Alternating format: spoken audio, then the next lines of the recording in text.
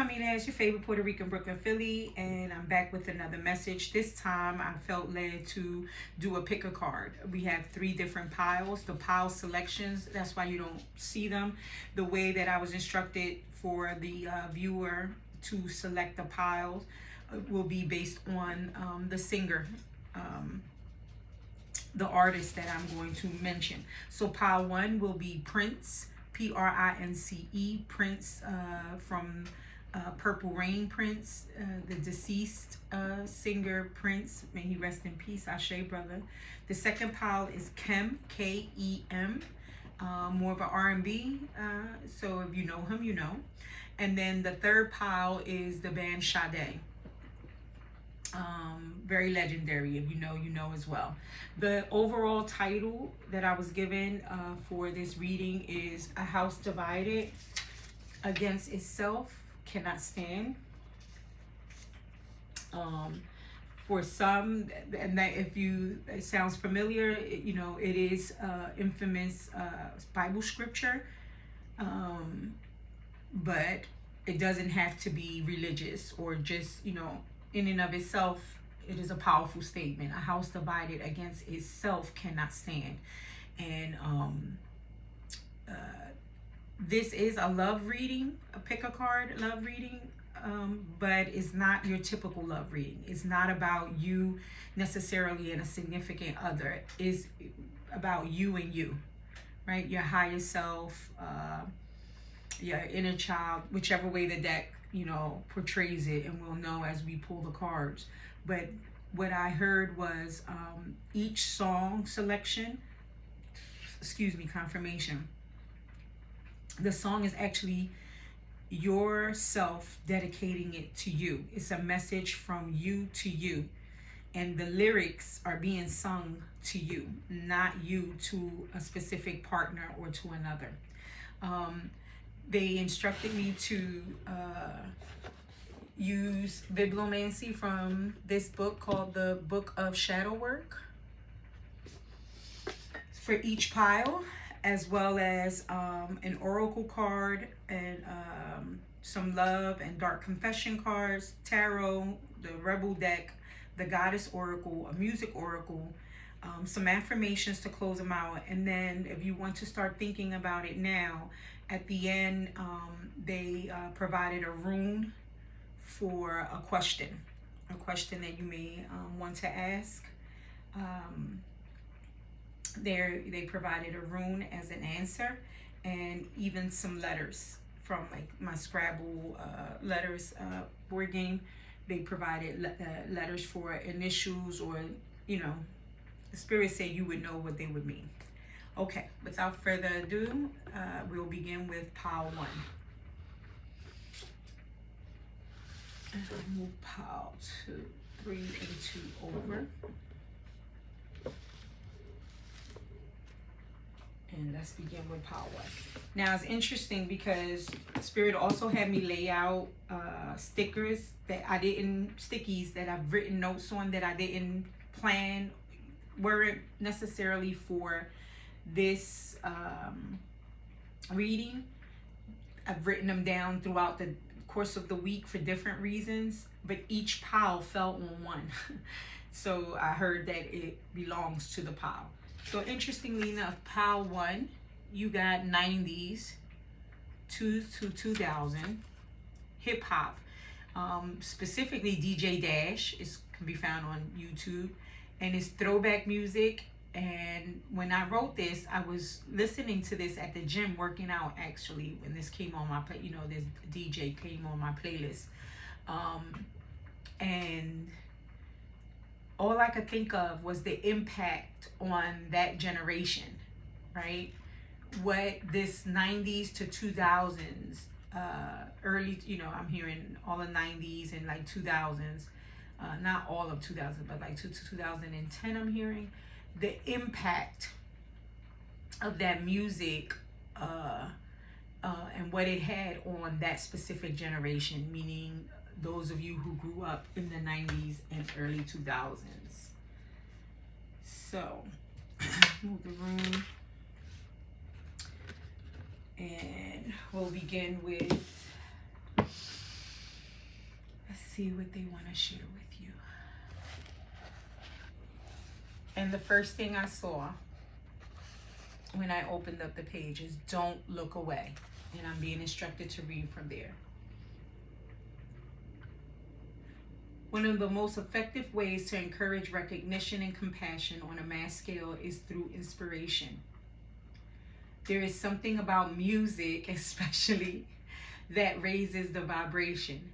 Music is the shorthand of emotion. It can engage the intellect or not, but it always speaks directly to the heart. Whether you're a listener or writing and performing music yourself, when we're in a bad way, the heart is what helps the most. Many people have a favorite song that has helped them get through the worst of times. And they want me to stop there. Y'all see that I just flipped that book open. You want to screenshot this? I don't know. I am cheesing, grinning from ear to ear. Because like I said, I was instructed for you to select a pile by an artist. Now I will share the Prince song that came, but the fact, and then Purple. Purple Rain, yeah. But okay. But for this, I thought it was going to open up to some other profound, methodology or tool about shadow work or an explanation. But it is instructing you to not look away and is encouraging you that to use, it seems, music as a form of shadow work, as a form of healing, which is very, so spirit, that's exactly the message that I received in pulling together this pick a card, and for that to literally be the thing that comes out. I'm just flabbergasted, and not, right? Because this is what spirit does anyway, right? Now they want me to go back to the chapter, to the paragraph prior. That is a missed opportunity to ask many important questions. Do we turn away from suffering, especially our awareness of others' people's? Because in it we sense our own powerlessness, because it just seems too big or too messy or contagious. The courage that shadow work engenders can help us understand what is so uncomfortable in us and recognizing our own vulnerability first. Could it be that nothing but a twist of fate or luck separates us from them? Meaning whoever the other may be. Don't look away. And when I'm hearing them, again, it's not about another. It's really about yourself, right? What is separating you from yourself, right? When we think of the shadow, is because mostly, according to Carl Jung, the Swiss psychologist, who coined that term, and it's about repressing those aspects of ourselves that we are not necessarily comfortable with.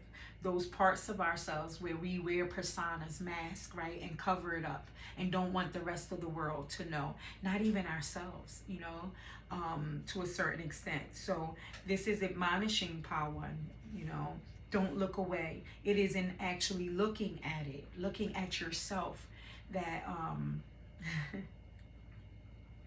and being vulnerable, that that's, I'm hearing, that's where the work can really commence, right? That's not the work, the healing. Thank you, Spirit. Interesting. I just looked down on your 4 letters that I thought I wouldn't use to the end, but they're T, R, T, H. And when I saw them, I'm like, Spirit, there's no vowels, no consonant, how am I? But what I heard was truth. Truth. And maybe those letters in and of themselves, a T or R, a T or a H, may be significant. I'm hearing, expand your mind. Think of maybe, does it relate to a teacher in school, a neighbor, a parent, or parental figure, right? If there's those initials, resonate in that way. And I am getting very tongue twisted, and this is take 3 for me, actually. The very first time I cut on the camera, my multi-poo had a whole battle of the barks with the neighbor's dog in the yard. He came out and he started barking, so he jumped off the sofa and came and answered him, and for a minute they was going back and forth. So there was something I heard about masculinity about um, ego, pride, right? Because neither of them wanted to back down, right?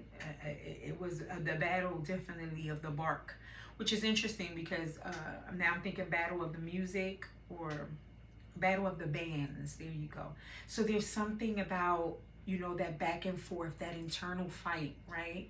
Of the shadow or of those repressed sides of you or of the inner child within you wanting to be seen, wanting to be heard, wanting to be acknowledged, and the constant, you know, suppression, right, and repression, right, not just by oneself, but because, you know, we live in a world that encourages it, right? They tell you be real, but that's not what they really mean, right?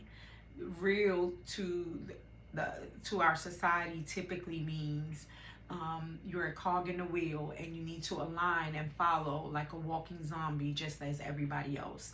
And if you don't fit into that mold, then you're weird and something is wrong with you. So they don't really encourage authenticity.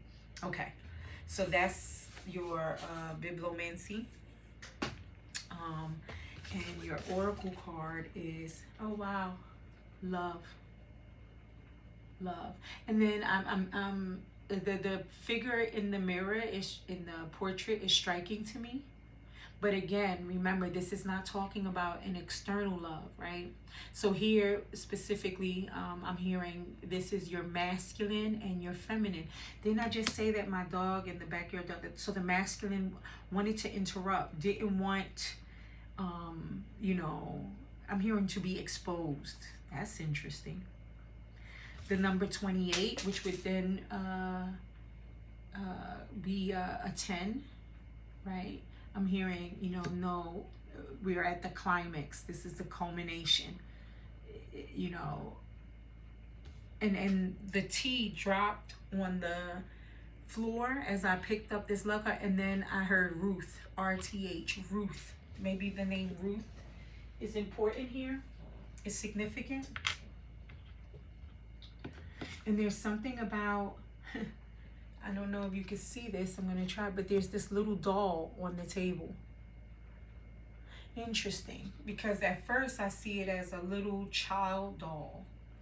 But now, I mean, not to freak anybody out, but I see it kind of like as I mean, yeah, I need to say it because this is what I'm hearing, like a little voodoo doll, right? And then there seems to be some spilled wine, right?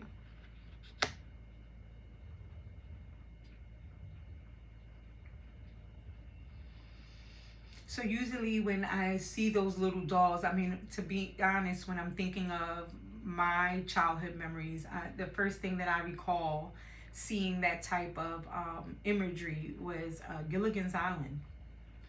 And then some of those older movies, right, where they would represent the witch doctor, which they would take the image of a doll and it would be to control another, right, to get the other to act and behave the way the person who constructed the doll wanted them to feel either pain, right, or pleasure. I'm hearing interesting, because typically it was pain when I saw it depicted in movies. But there's something about maybe the way you see love as something to be controlled, something to be manipulated.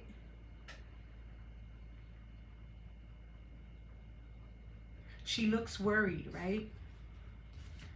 I'm hearing she's wringing her hands. She's not looking at him, but he's definitely, even though he's in this portrait, right, a still portrait, but he's gazing upon her. So again, if we're talking about the self and the shadow self, right, this masculine aspect of you, right, if we're talking about yin and yang, masculine and feminine, is almost saying, I see what you're doing.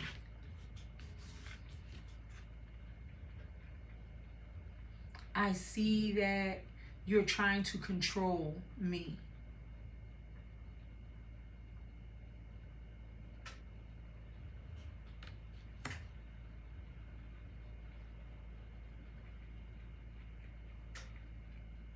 And you know, I'm hearing Spirit say this is not about shame or, you know, blame or anything. This is to understand, you know,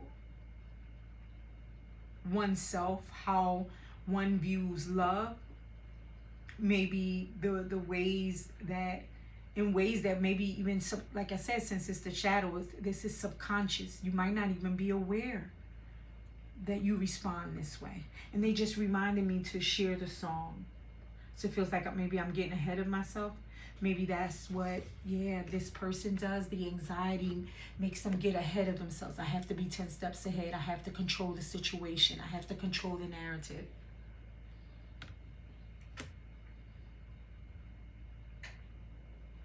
So Prince, the song was Adore, right? Adore. Prince song, Adore. And I was instructed to read the first, you know, just the first part of the chorus. So he says, I'm not going to sing, I can't sing, but he says, until the end of time, I'll be there for you. You own my heart and mind. I truly adore you. If God one day struck me blind, your beauty I still see. Love is too weak to define just what you mean to me. Yeah, and then you own my heart and mind. They're taking me back to that doll, right? And it's I'm hearing the masculine aspect of yourself saying that. Like at the end of the day, you own my heart and mind, right? Because if we're both carrying masculine and feminine, then that is true. I, as the carrier of both of these energies, right? Both of these embodiments, then I own the heart and mind of both of them. And again, now I'm hearing, remember I said it looked like he was saying, I see you? That yes, I see you, right? At first I thought it was, you know, it came across maybe a little more negative, like, I see what you're doing to me. Not negative, accusatory. But no, now I'm hearing that it's such a sweet and soft and, you know, I see you, right? I mean, so much so that if God struck me blind, I still see you, right? Wow, that's so beautiful. And then, you know, I'm being reminded of so many of us, right? Throughout the centuries of time, when I'm thinking of like different texts, or specifically now in the Christian Bible, what they refer to as the Old Testament, Jacob. Maybe this is significant for Power One. That Jacob fell in love with Rachel, and then Laban, the father, tricked them, and he married this older sister, Leah, and then was told after he works, you know, for Leah, then he would have to work 7 more years for Rachel. And he did. He worked for both of them. That's a whole nother conversation. But the point being that if you read Leah in the Bible, every time she bore Jacob a child, she named the child, now things referencing like, now he'll hear me, now he'll see me, right? The longing for Jacob to hear her, to see her, to recognize her, to want her, because she felt truly rejected. She knew her dad tricked them into marrying her.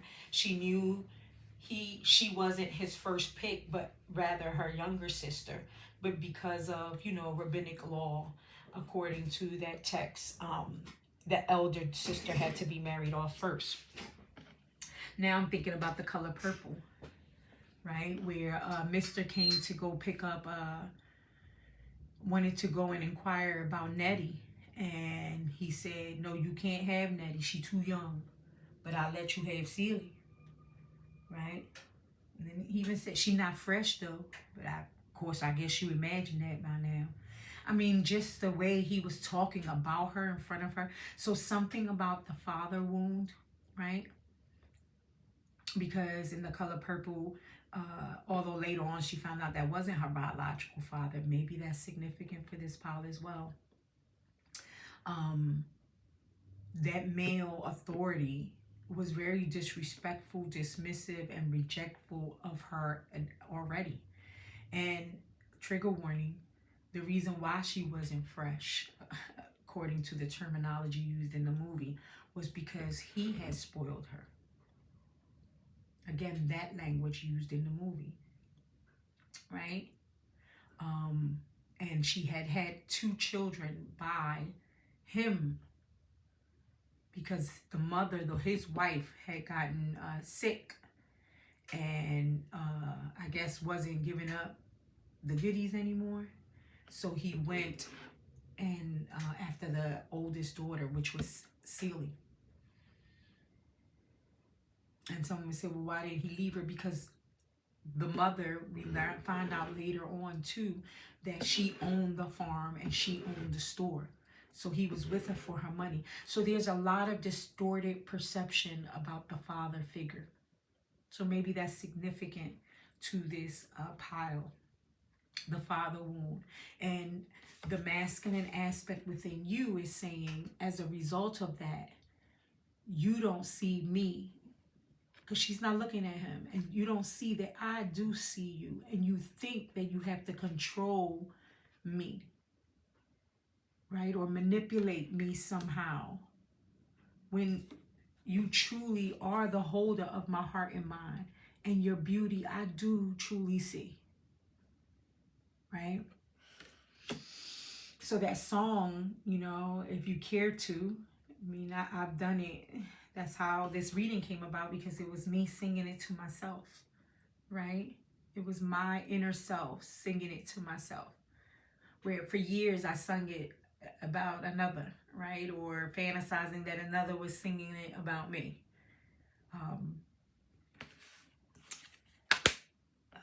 Engagement ring came out for the love oracle. Higher commitment, eternity, partnership and union, completion. So I'm hearing 2 things.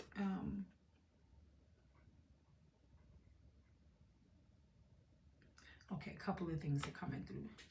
So engagement ring, right? So that does mean a form of commitment. And maybe that's what your inner self is telling you. You think that you have to establish some type of marriage, some type of engagement. You know what I mean? I mean, what woman hasn't throughout eons of time, yeah, since the beginning of times, right? Have been subjected to such such a perspective. Let's just put it that way, right? And out of survival, mostly, right? I mean, women suffrage movement wasn't too long ago, right? Women weren't allowed to own property, not even their own children. You know, again, going back to the fathers, when they spoke about Jacob and Laban in the Bible, both her husband and her father, and the color purple, right? Marriages, you know, as much as we want to believe that they were both based on, you know, this Cupid Valentine, they were contracts, right, to keep wealth, right, and to become more wealthy. So it was rarely about love in a lot of cases, right? But there's something about that. Maybe you were married off. Maybe you entered into an engagement or some type of commitment as a result of that belief system. Maybe you think that that's the only way that you can have a partnership and a union. I mean, a lot of us, I know I did. You know, I wasn't raised to date, right? You know, no, you don't do that. Only trigger one whores date around and sleep around with different men. You don't explore your body. You don't explore anything, right?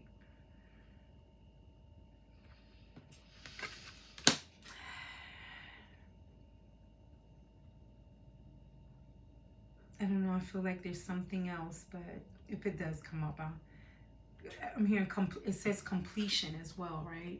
So, you know, maybe we think that it's only through some type of higher commitment or engagement or this institution of marriage that we feel complete.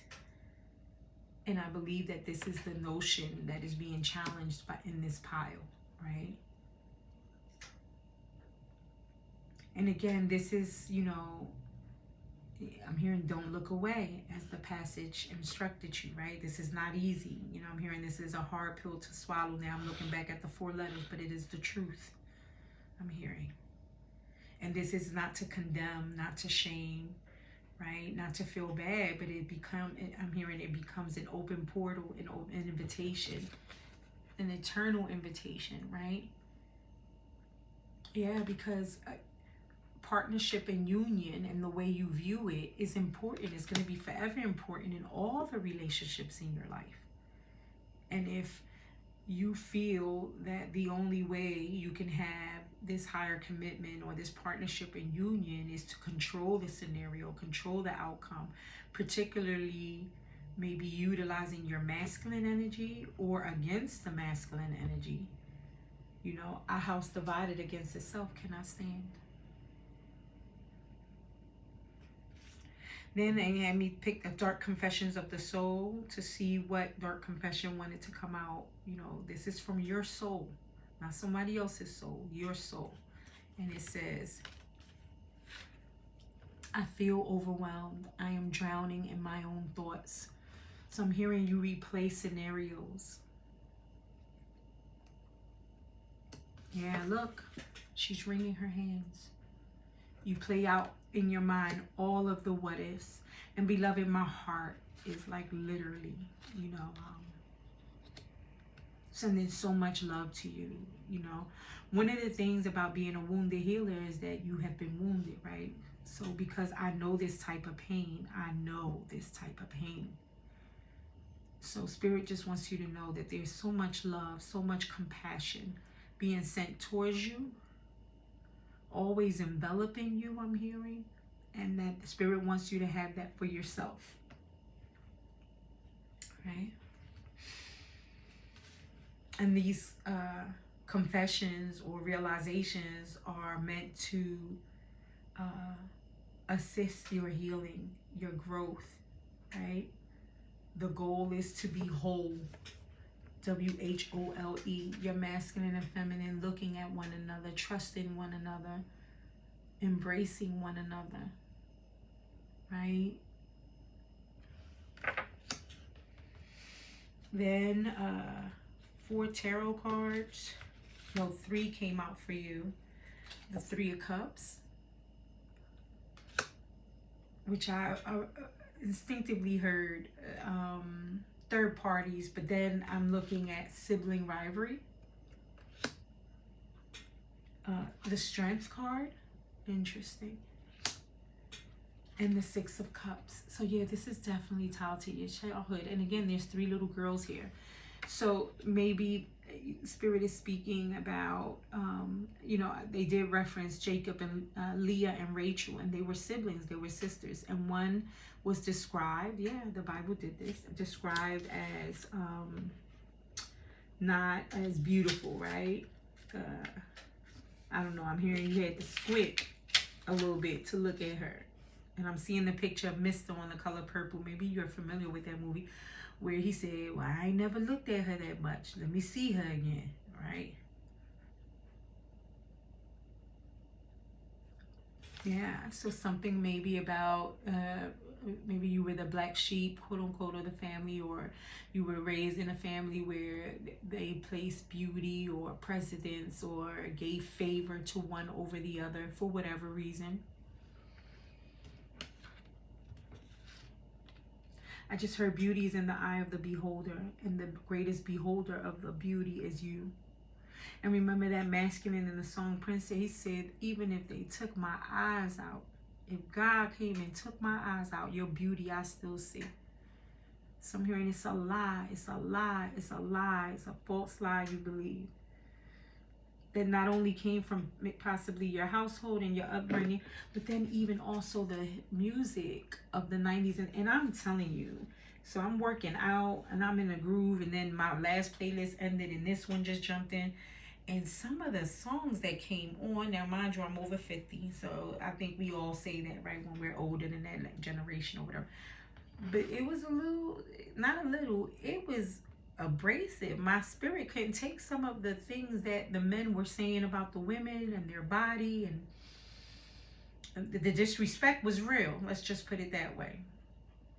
So there's something significant about that music, right? And the lessons, because again, just like the book said, the music is very impactful. It does really uh, uh, impact a person. There is, I just heard subliminal messages all through in it. And if you believe those things, right? And some people would say, well, I'm a grown adult. I know that this is just a song.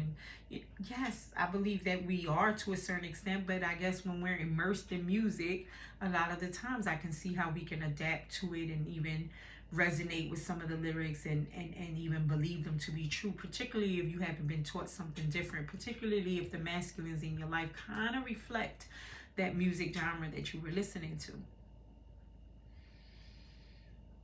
And there's something about you feeling like you always had to be strong, right? So we go from the three sisters together, but not together. See how they're fighting? Like they all have their own hula hoops. But then this individual is by themselves.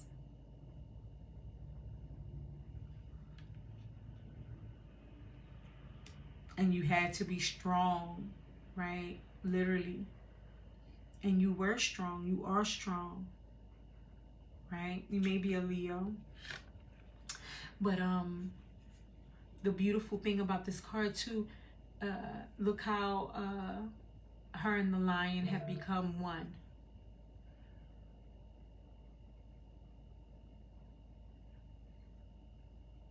Now, no, Spirit is saying, you see how she's silenced, right? The lion looks docile, right? So now I'm not seeing it as that, right?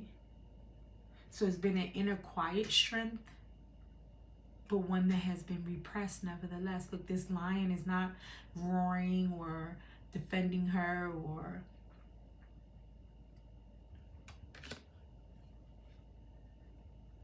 And now as an adult, you're being asked to look back at that triad, I heard. Your childhood, that past, how you felt within that family, that familial group. Right? And interestingly enough, we don't realize this, but the dynamics that we, are established in our family at a young age, we wind up being adults still playing those roles. Maybe that's why they say triad.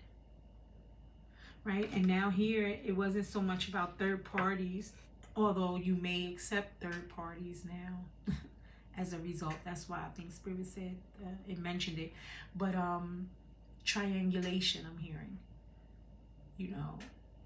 You and this familiar maybe are so immersed and blended together that kind of like what you did here with the lion, you didn't know how to separate to be your individualistic self. And it wound up like, look, making the lion docile. What lion do you really see like that? I mean, I get it that every lion, right, and they say that about Leos, right, you rub their underbelly like a dog or whatever, and they,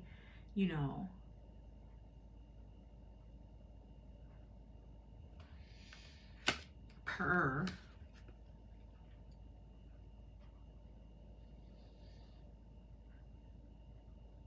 But she seems to have a tail, lion ears, and whiskers too. Where does the line, right? Like they blurred. Okay, moving on. The next card is from the Rebel deck. It's pretty bold and explicit. So let's see. I heard it two ways. One, maybe something you need to hear, or maybe also this is how you talk to yourself. So this says, stop texting, stop stalking, stop checking on that person. Just fucking stop. So that may be significant. And maybe this reading is giving you the real underneath perspective as to why you may feel like you compulsively do this Again, nothing to be ashamed of. I've been there, done that, right?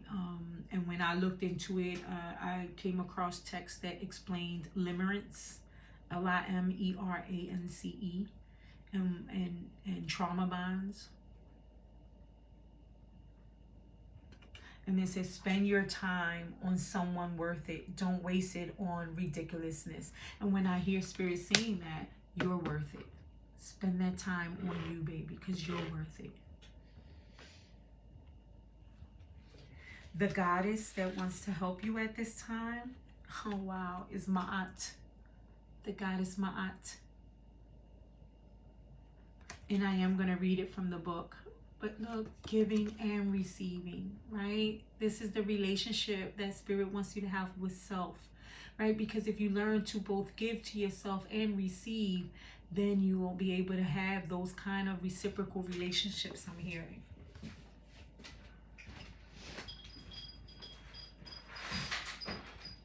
Right? When we only learn to give, and don't learn to receive, then we won't receive. And people, being the humans that we are, whether we want to admit it or not, we will take advantage and take for granted those who give. You know, I just heard, hence the definition of fuckboys. That was for somebody.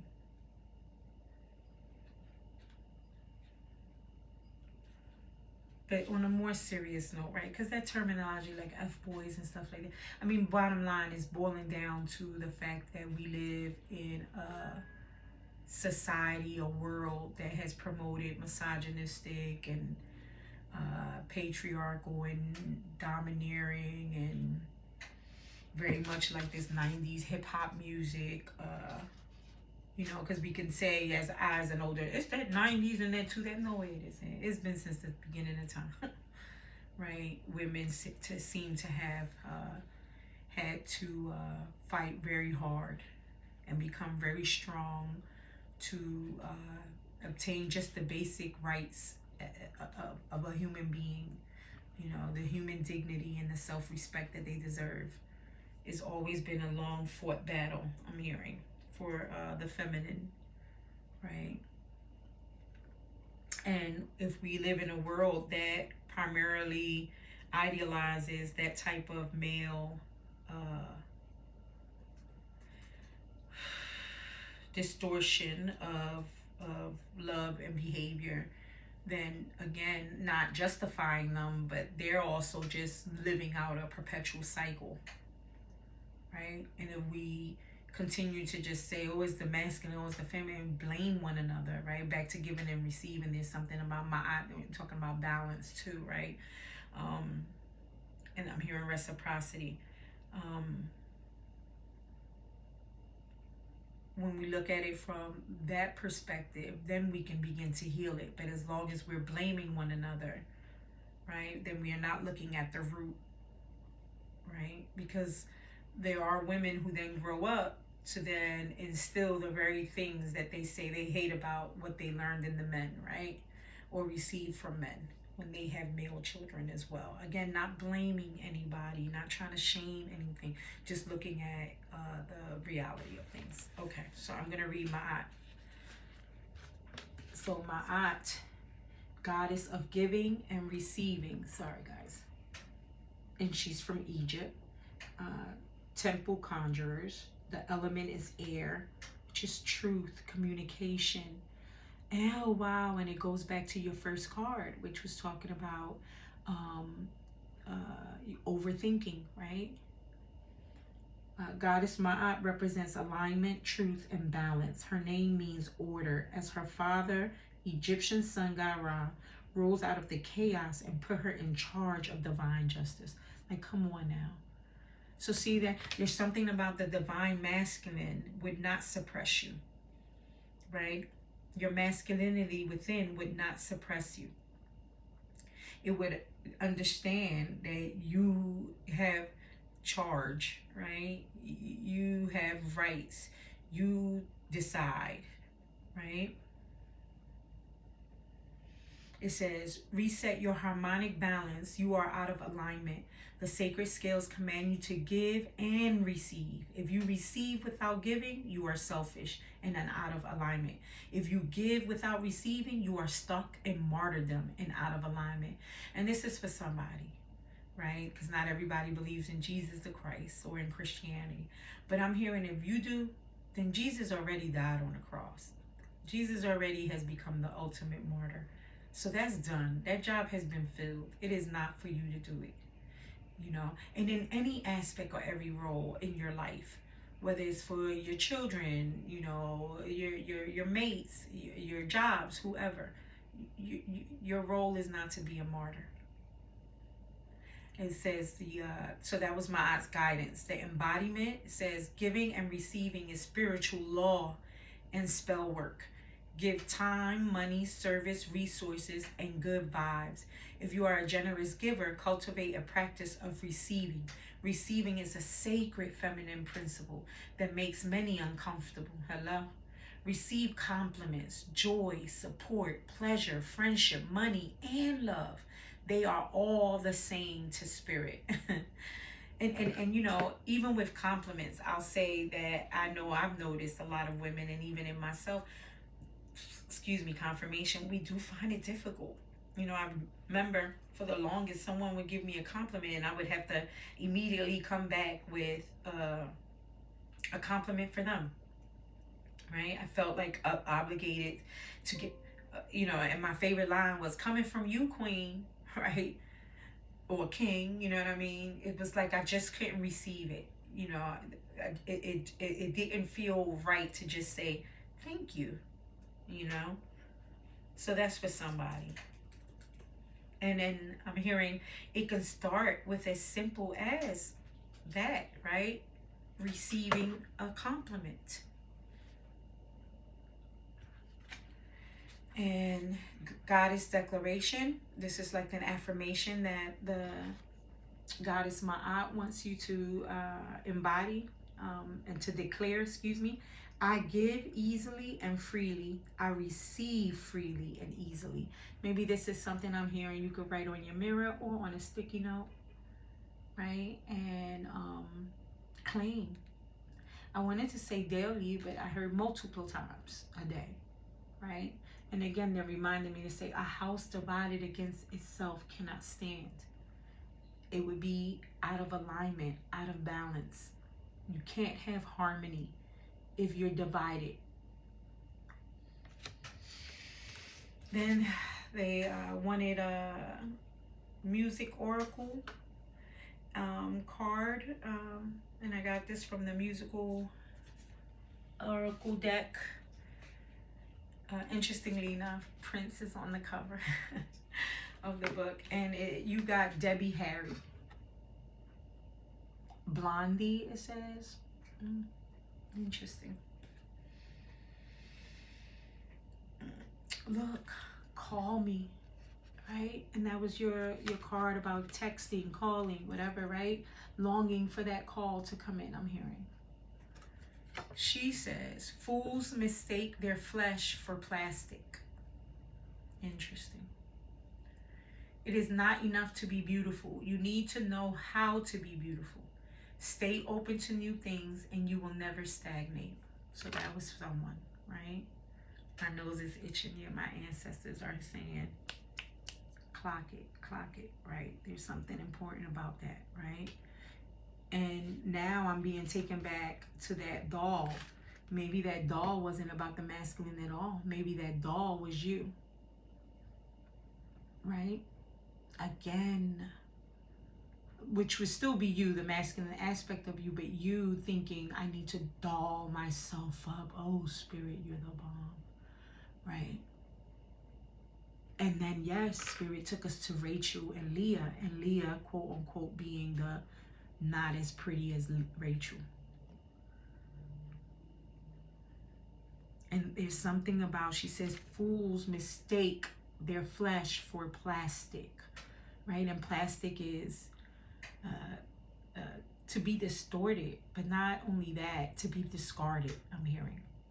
And it's interesting because when my daughters were very young, maybe like in their preteen or just turning teen, 13. I did a whole little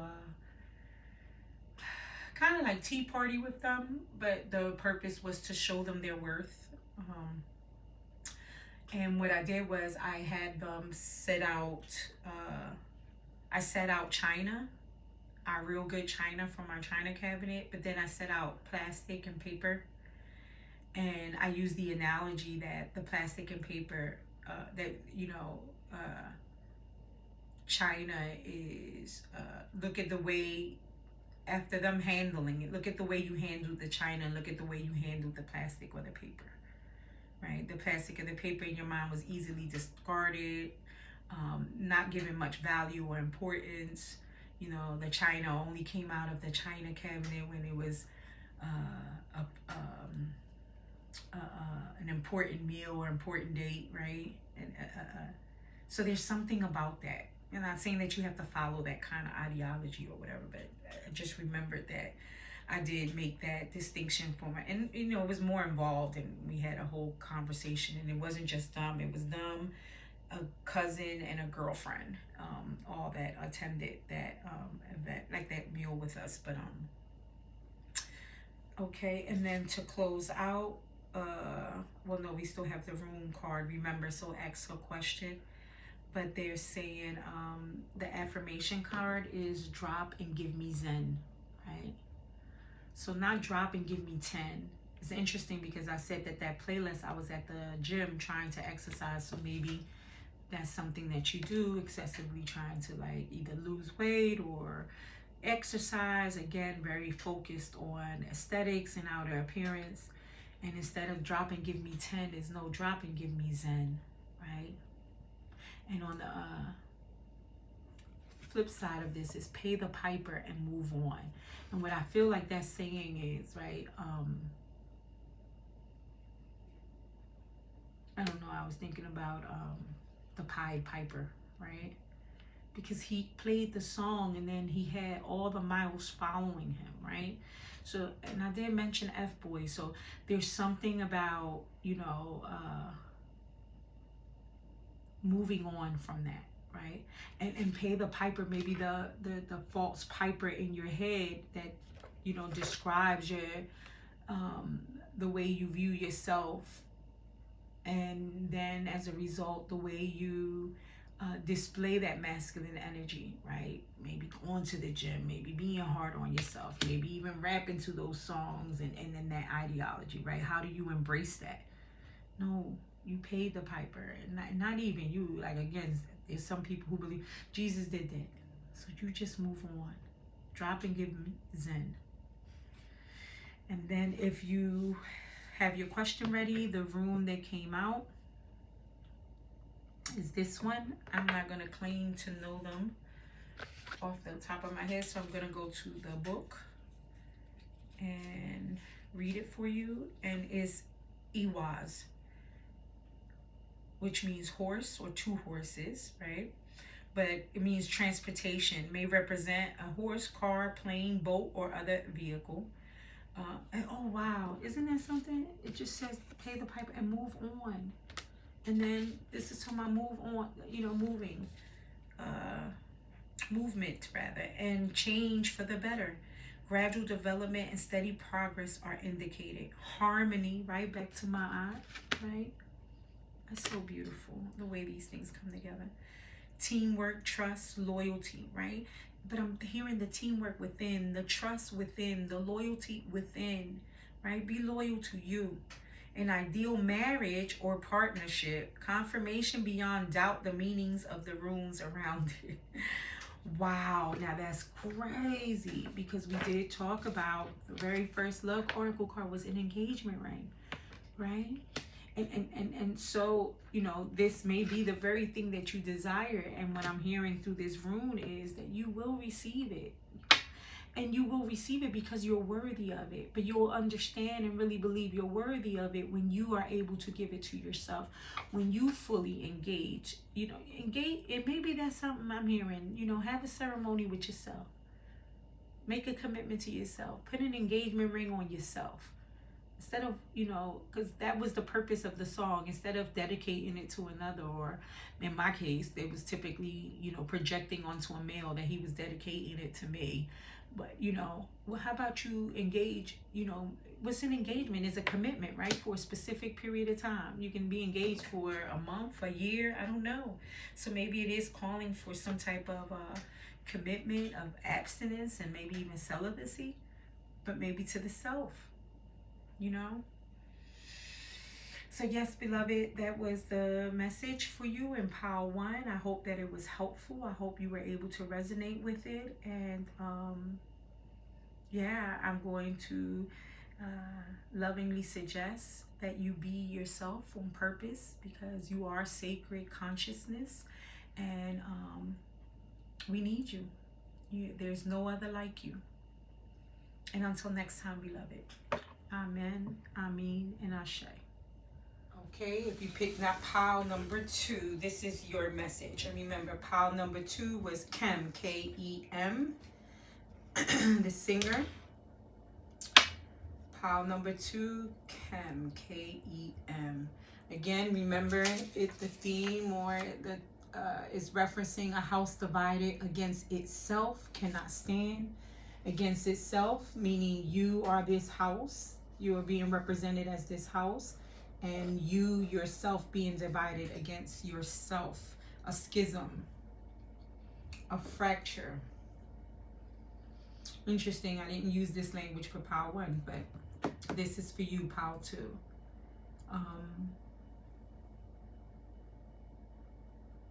Wow. My mind went blank. That's significant. Maybe you're struggling with your thoughts. I'm hearing memories with memories. Yes. You don't want to remember, I'm hearing. Confirmation.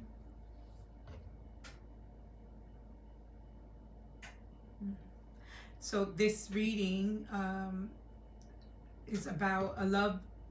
It is a love reading, but not your typical love reading. Not about another person. It is about the love of yourself, for yourself, within yourself.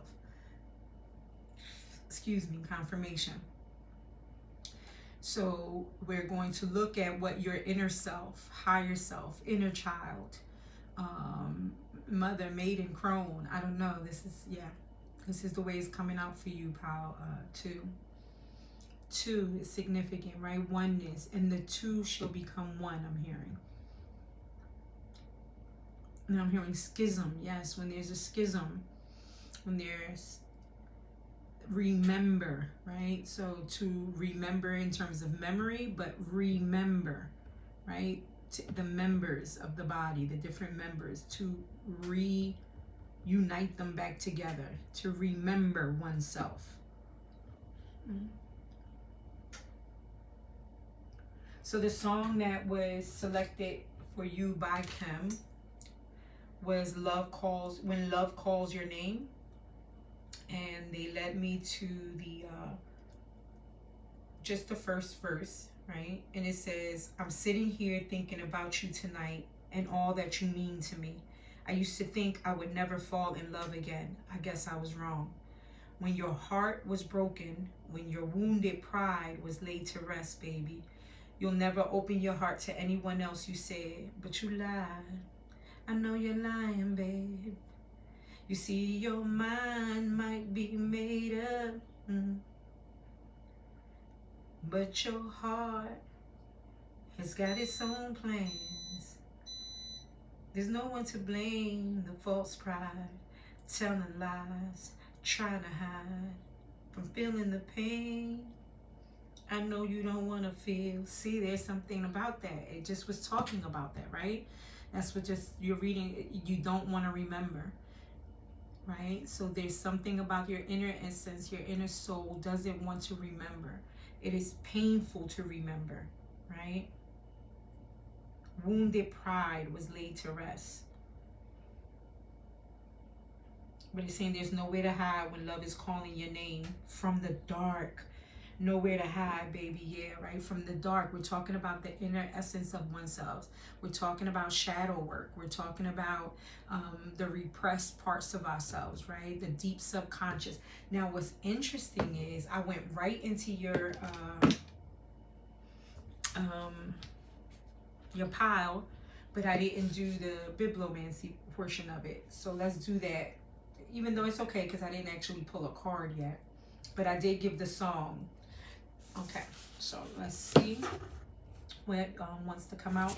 Oh, again, I'm using the Book of Shadow work. And ring the bell. Watch your ears.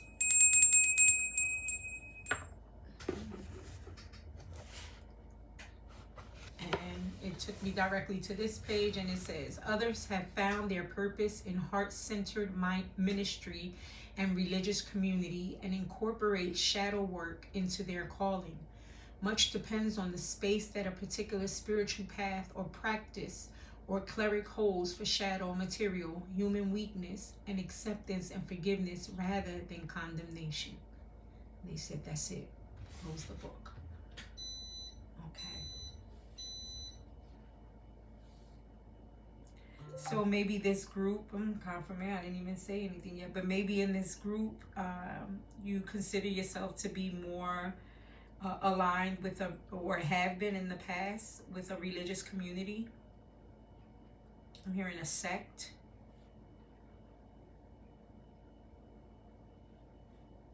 And there's something about that if you did, and maybe you walked away from it, maybe there was some pain, maybe something painful happened within that religious community. So trigger warning, yeah.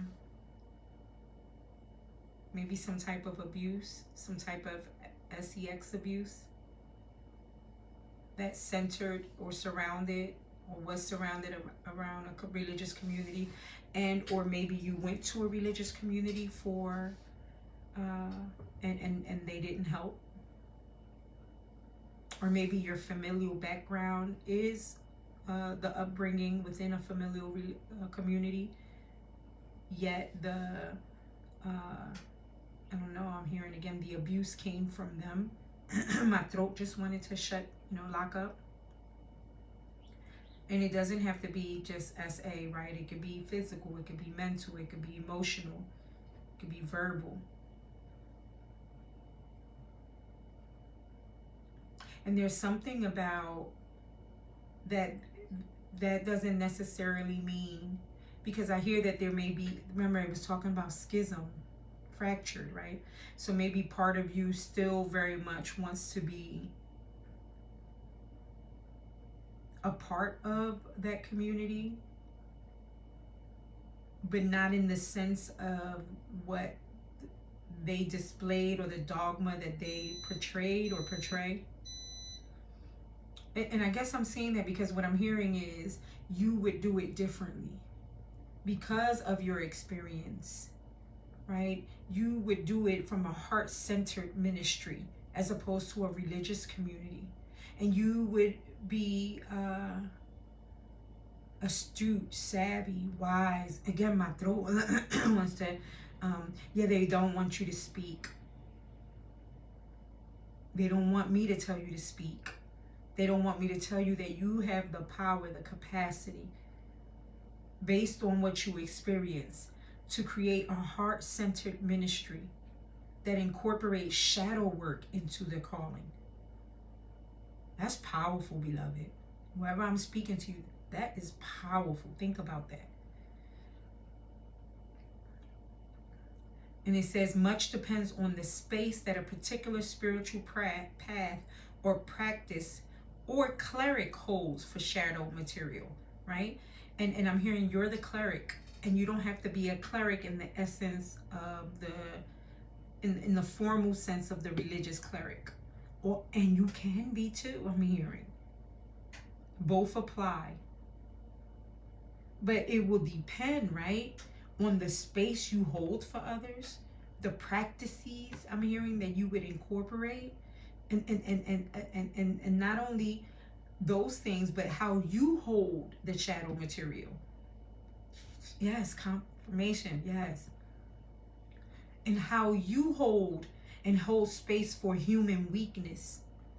Interesting. We're talking about human weakness, and they're bringing me back to religious communities.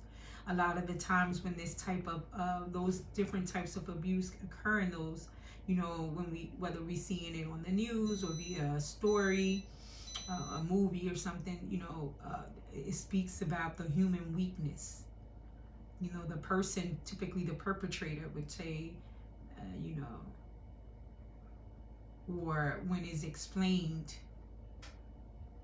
there's something there. Nevertheless, you would hold space for it. You would know.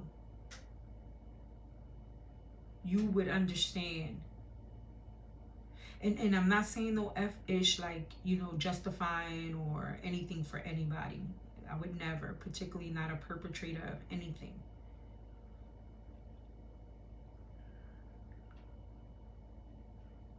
But you do hear of instances of people who, and I want to tread lightly. Spirit, why do you, I don't know, I don't want to go there. I'm hesitant now, right? Because again, I would never want to promote anybody. Okay, so Spirit saying, no, make the clear delineation.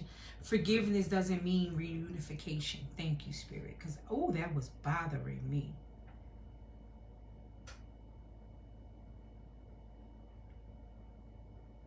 So there's something about the understanding for the human weakness, whether from the victim or the perpetrator's perspective, is not to justify it, is not to, you don't let a thief, after he stole from you in your house, you don't say, sure, come back in and steal from me again, right? We don't do that. Boundaries are important. What is being addressed here is the forgiveness aspect, and I'm sure many of us have heard that before, that forgiveness is not for the other person, it's for yourself. And then it says, and acceptance and forgiveness rather than condemnation. Yeah. Wow. I'm being told to hold it back up. Maybe somebody wants to screenshot it. It's that first paragraph right there. Oh my God, do I have this correctly? Yeah, it's not this one, it's this one. That one up there. Okay. Wow. What a way. Okay, to begin. Thank you, Spirit. The first card is an oracle card. Wow. Trigger warning. Just want to let you know, you can click off. Right, and come back to this when you're more able, and that's not a bad thing, that is actually a very good thing to recognize, and again, going back to, I'm hearing boundaries, right, to know what and when is good for us, right, and when we're ready, and that's okay. Sexuality. I don't know if, I hope they didn't catch it and they're gonna block it, but, and I even said the word. So sexuality is definitely speaking, and then it brought up a religious community. I thought the last group was intense. This is very intense as well. And this figure, I'm gonna cover her up, is standing, about to enter, yes, a temple. I'll cover it.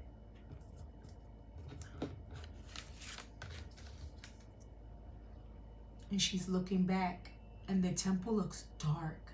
I just heard morbid. Subhanallah.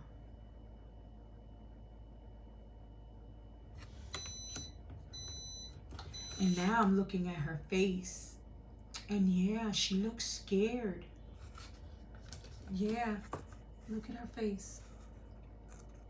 Look at it. And she's almost looking back like, is anyone gonna help? Hello? And it's interesting. Usually when I've seen this card, I've seen it in a more positive, or interpreted in a more, about our femininity, being more comfortable with that. With our sexuality, right? But today, for this reading, it is of a concerned person. And for some reason, the face looks young.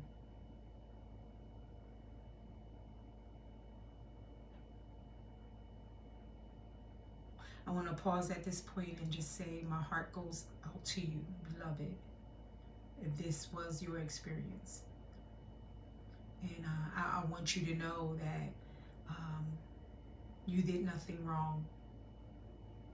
There's something about her outfit being see-through that way that would suggest that, that old lie that we would hear, over and over again, particularly I'm hearing now on, and again, a trigger warning on college campuses, on sorority and fraternity nights, on sporting events nights, by countless women who would say, who would have to defend themselves because from the judge to the juror to the lawyer would say, well, she had on this miniskirt, or she was wearing this revealing outfit, or she went back with him to the room.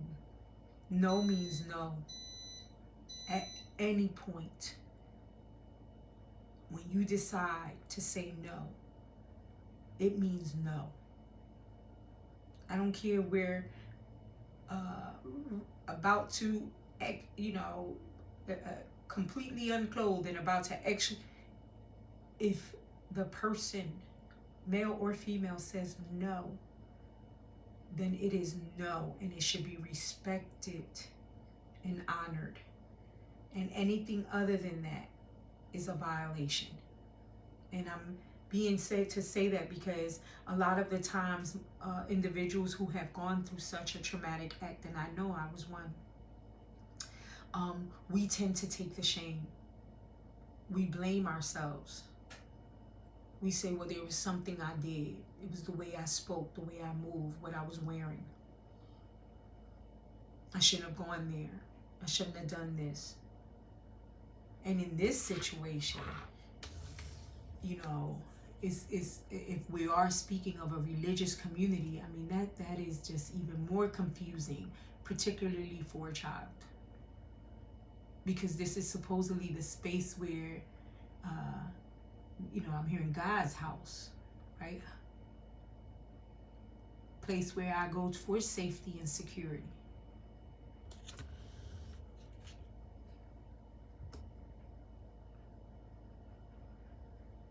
Sending lots of love your way.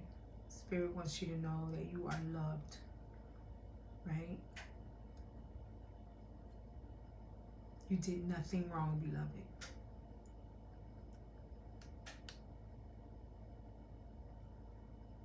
And I'm hearing, right, to explain, I really love the way Brene Brown, and I'm being told to suggest that you watch that. She does this wonderful, and you can watch them free on YouTube, about forgiveness and also about shame and courage too. I'm hearing all three would be very beneficial for you. But the one on shame, to try to surmise it, and I could never put it the way she puts it. I mean, she just does such a beautiful job. It helped me tremendously when I came across her. But she explains how shame, when one embodies shame, and that's what I'm seeing now on this young woman's face. And it can be, this is not gender specific, right?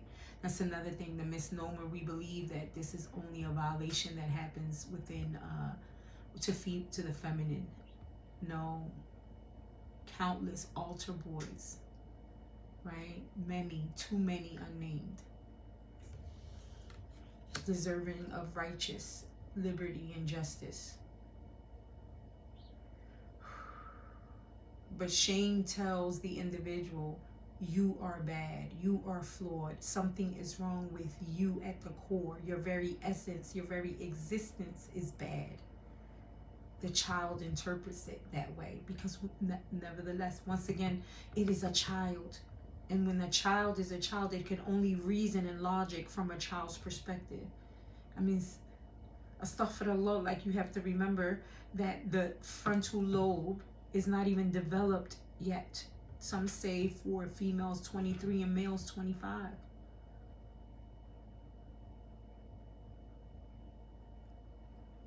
The very thing that helps you with logic and reason. So shame says you are bad. And Brene explains that no, the act, the behavior, that's inappropriate. That's what was quote unquote bad, but not you, not your essence. And there's a distinction, right? Again, fragment, a schism, right? But in this case, this is a good separation, right? To separate the idea, the belief system that I'm bad from no, what happened to me.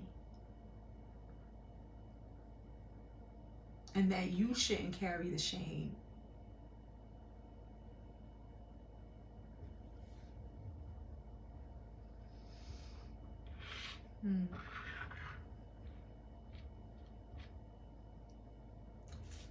The next card is the Situation Love Oracle from the Situation Love Oracle deck, and it's going to explain to us or give us some insight and understanding, or maybe how, as a result of this, how you see love.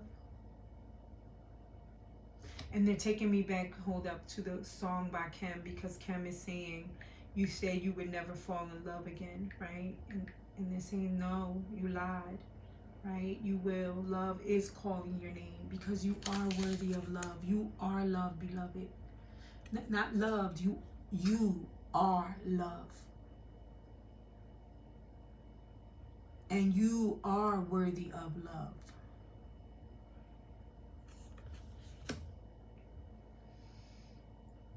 And it's saying there's no way to hide when love is calling your name from the dark, the inner, and I mean the little girl, the little boy, as once again re-entering into that darkness.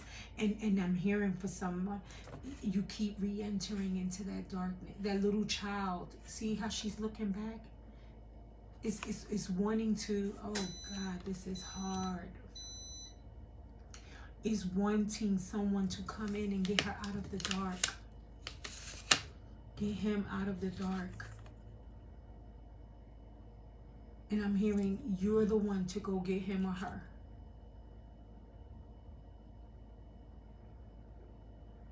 I know it's scary.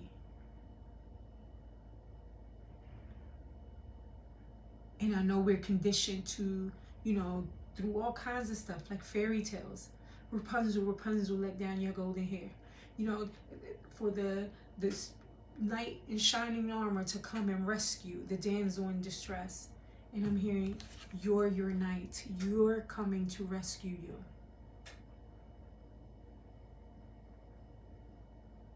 Male or female.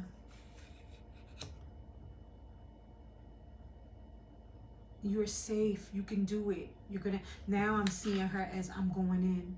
And she's looking back, right? But she's determined, I'm going in to go get her. I'm going in to go get him.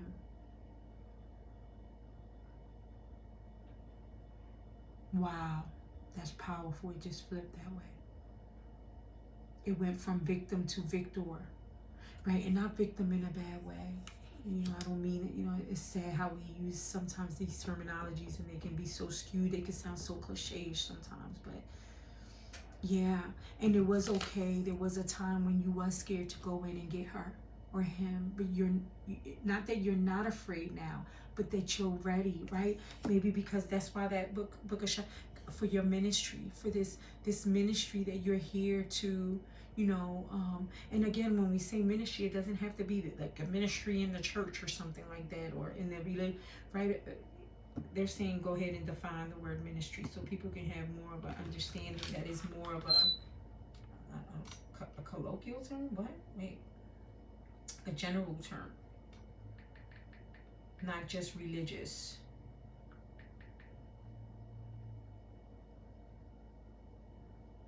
See? A government department headed by a minister of state.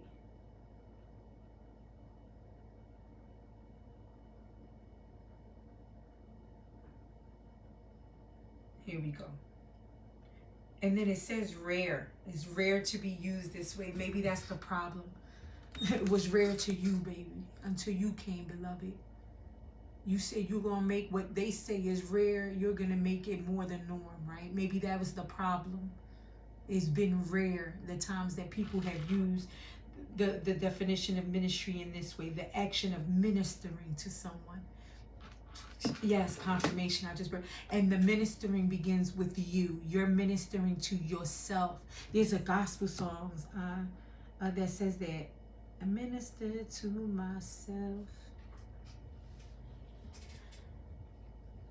Oh yeah, I used to dance to that song in church. Oh, now I can't get it. If someone knows that, yeah.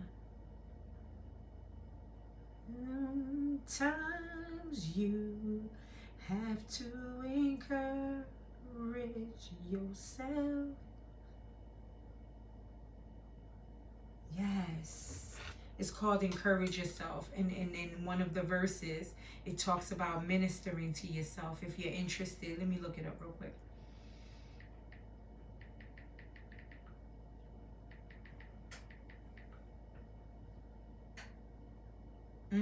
It's by Donald Lawrence and the Tri-City Singers. Yes. Oh God, I'm about to cry. No, I can't cry. Okay, hold on.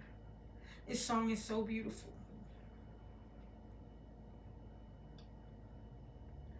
Yeah, it's given me comfort on many of occasions.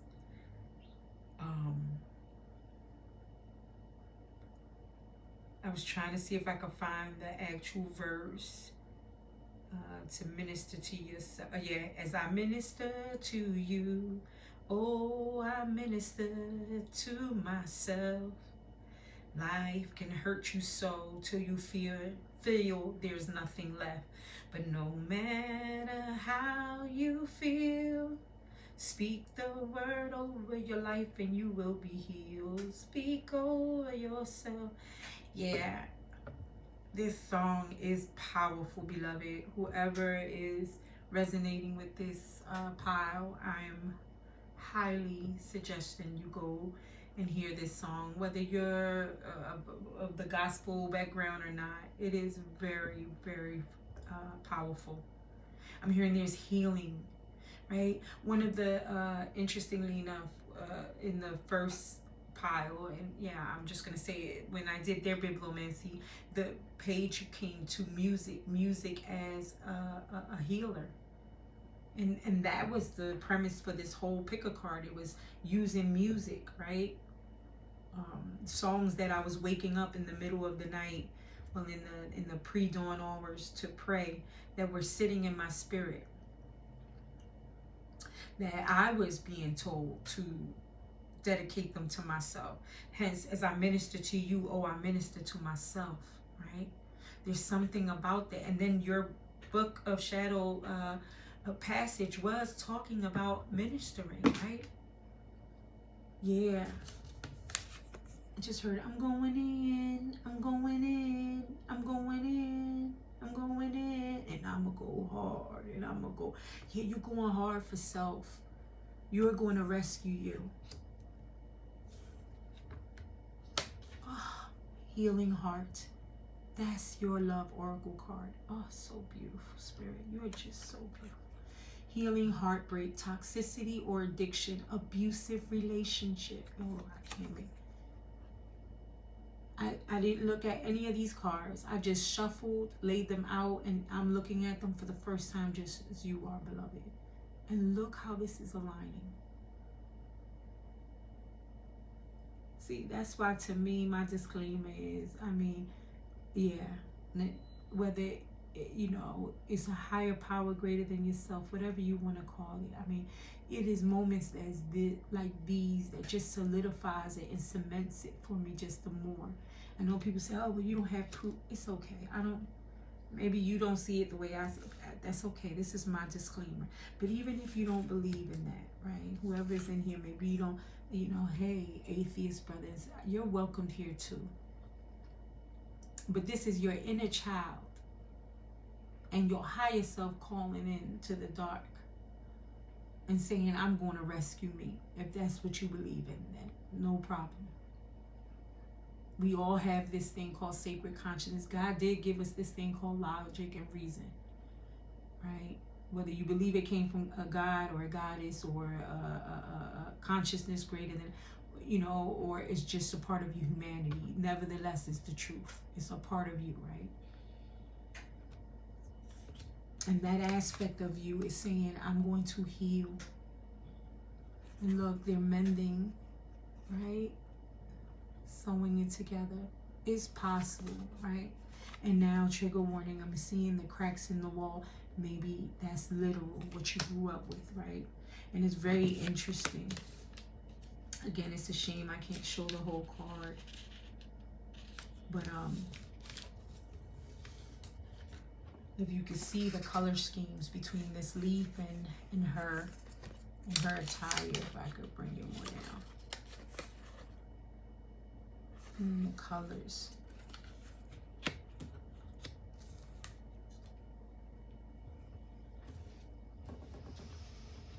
Then this is the Dark Confession of the Soul card, and we're about to reveal it.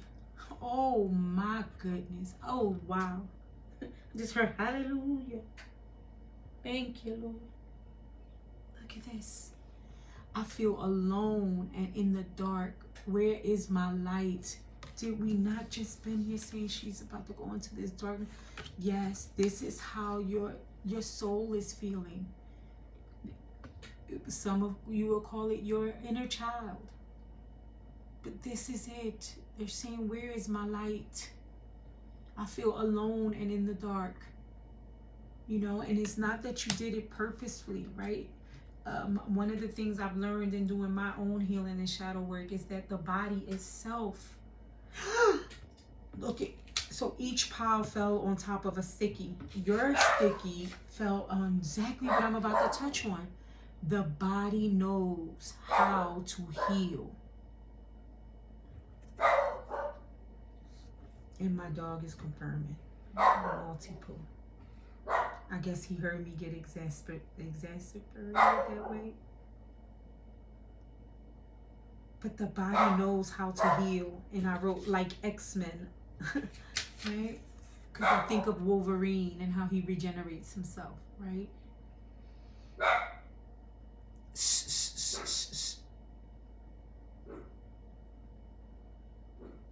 I don't know, maybe his barking is saying, this person, this little one inside you is refusing to be silent and now is crying out, right? Maybe we were able to repress it for a very long time, but no mas, I'm hearing. No mas.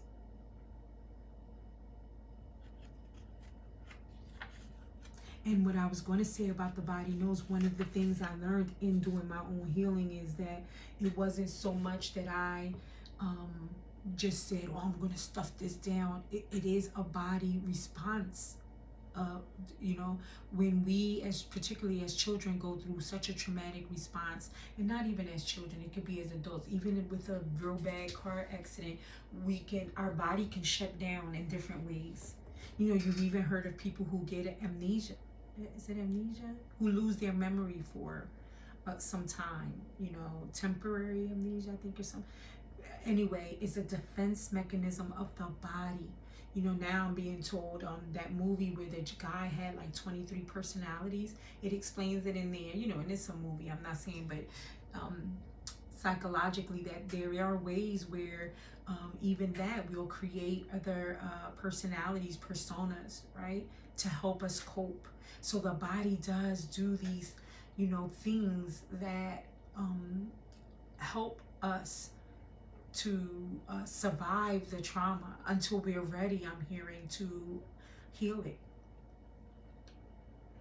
Because the very act of trying to do it instantaneously after the trauma is too much for the body to handle. And we're living organisms that, whose goal is to live, essentially. And then the second part of the sticky says, allow the storm, stock up and allow it, right? And that was an analogy that another young lady, when I was listening to her, she used. I believe it's Rosology. I love that young lady on YouTube. If you want to watch her, I think she's phenomenal. Rosology. So anyway, she talks about, she mentioned that, and that's why I wrote it down as a second part to what I had. Anyway, I had remembered that she said, you know, when we know a storm is coming, I'm hearing, I just heard a storm is a brewing, you know, we normally, excuse me, confirmation, we go and stock up. We'll run to the supermarket, we'll get milk and toilet tissue and things of that nature, whatever we need, because we're preparing for the storm. And then, we're told, stay inside your house, stock up, stay inside your house, don't try to be brave and go in the storm, stay out and wait for the storm, to move its course, to pass through. But in this sense, it's not a physical storm outside of you. This is more of a metaphorical storm, right? That, yes, it is scary in the dark, and it is, maybe it feels like it's a storm raging within, to go in there, right, to rescue her. But feel it, allow it, stock up and just allow it.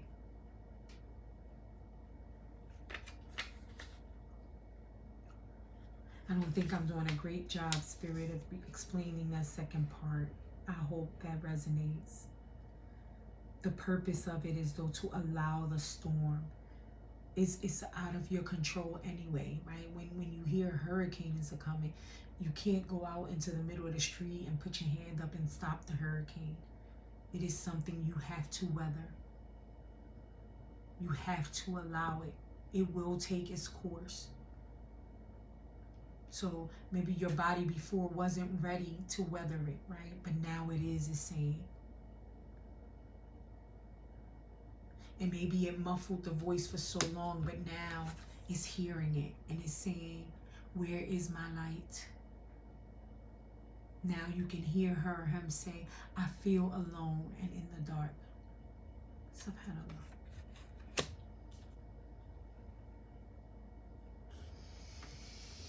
Then I felt led to pull some tarot cards, and 4, interestingly enough, 3 fell out for the last 5, but 4 fell out for you. And let's see.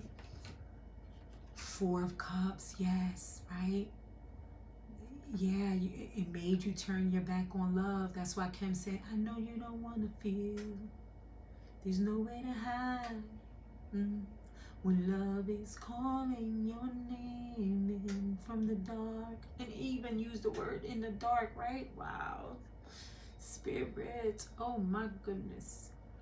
But in this card is this beautiful goose. Geese is many, right? I don't, listen.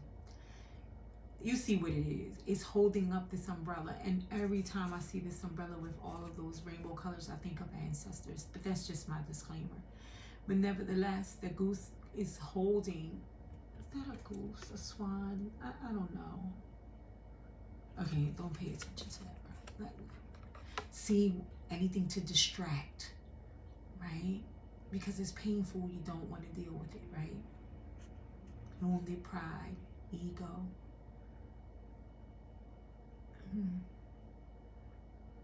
Okay. But it's raining. And you're being covered. And there's something about you've been protected. Wait, Spirit, how do you want to say this?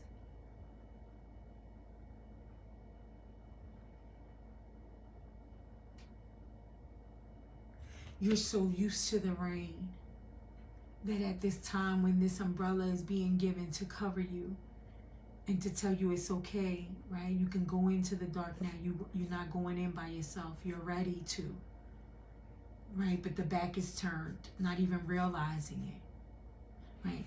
And what's interesting is because the feet are still out there in the rain too. So now I'm hearing you're almost all in. It's just now taking the step.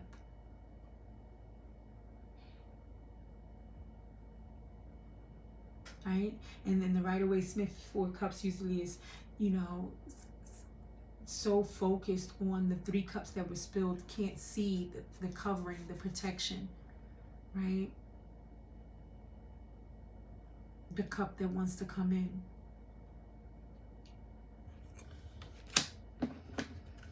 But you can't hide. There's nowhere to hide. Page of Wands. Look. You're refusing to, you're moving from that. You're going to look. And now you're looking with a magnifying glass. You're going to pay attention to all the details. Right? And now that's what oh my God. Now I'm looking at Toucan Sam's beak in the colors of I don't know for some reason. And birds are significant. Now birds are definitely significant. I don't know, maybe they reflect movement, communication. But what you are now prepared, or these experiences, on one way have made you hyper vigilant, right? I'm hearing. And if excessive can be, to detriment, right? Oh wow, I didn't even see this other bird, this parakeet here. But and then I'm hearing Toucan say, just follow my nose. It always knows, right? That now, right? I don't know. I'm hearing it's elementary, my dear Watson, right? That something that was created out of this experience, like hypervigilant, right? Because a lot of the times children who are subjected to such abuses, and I'm being reminded of the ACEs, the Adverse Child Experience, right? If you want to look that up, it's called, the acronym is ACEs. It's a quiz. So Spirit is saying that it may behoove you to take that quiz. But I did. I found it helpful. Again, okay, just keep moving around. But that very thing right? Because one of the things that if you grow up in a household with like an abusive parent or a guardian, right? Whether it's verbally, physical, emotional, you learn to read room. Oh my God, did they talk about that? That you learn to heal, to see the space and everything. You become very hyper aware very quickly. Kind of like I say, like a spy, like an FBI, like you could be special ops because you learned to study facial expressions and mannerisms and to feel out rooms and people because you're very survival dependent upon it. But now this is a skill as well too, that you've built up, and that you will see the red flags, you will see the signs, and you can see the signs. And then when we're talking about ministry, right, we're talking about opening, or conducting a ministry that would help maybe other survivors, right? And not only that, but then taking it a step further, because you're now so astute, so wise in this, right? You have this experience, you can teach others, right? Others in maybe religious community settings. Oh wow, this is powerful. Or even in households, to teach them, to say, listen, if your child or if your love or so is displaying these certain type of behaviors, right? It did take you to the ACEs, right? The quiz. Maybe you create some type of quiz, beloved. Or, you give some kind of blueprint, the 10 tail signs, right? Powerful, very powerful. And there's something about turning that pain into power, right? There was something about this card, right? Flipping right before our eyes from victimhood to victor. There's something about flipping it on his tail. Shake your little tail feather. That reminded me of Tina Turner and her situation with Ike Turner, right? And now at the end, she flipped it. And it took time, yes.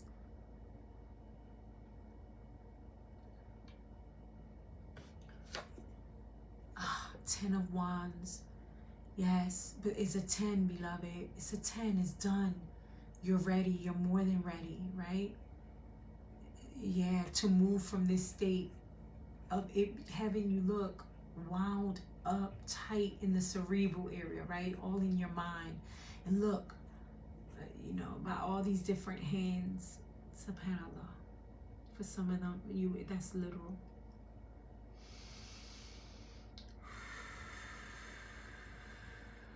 It's okay. You're okay.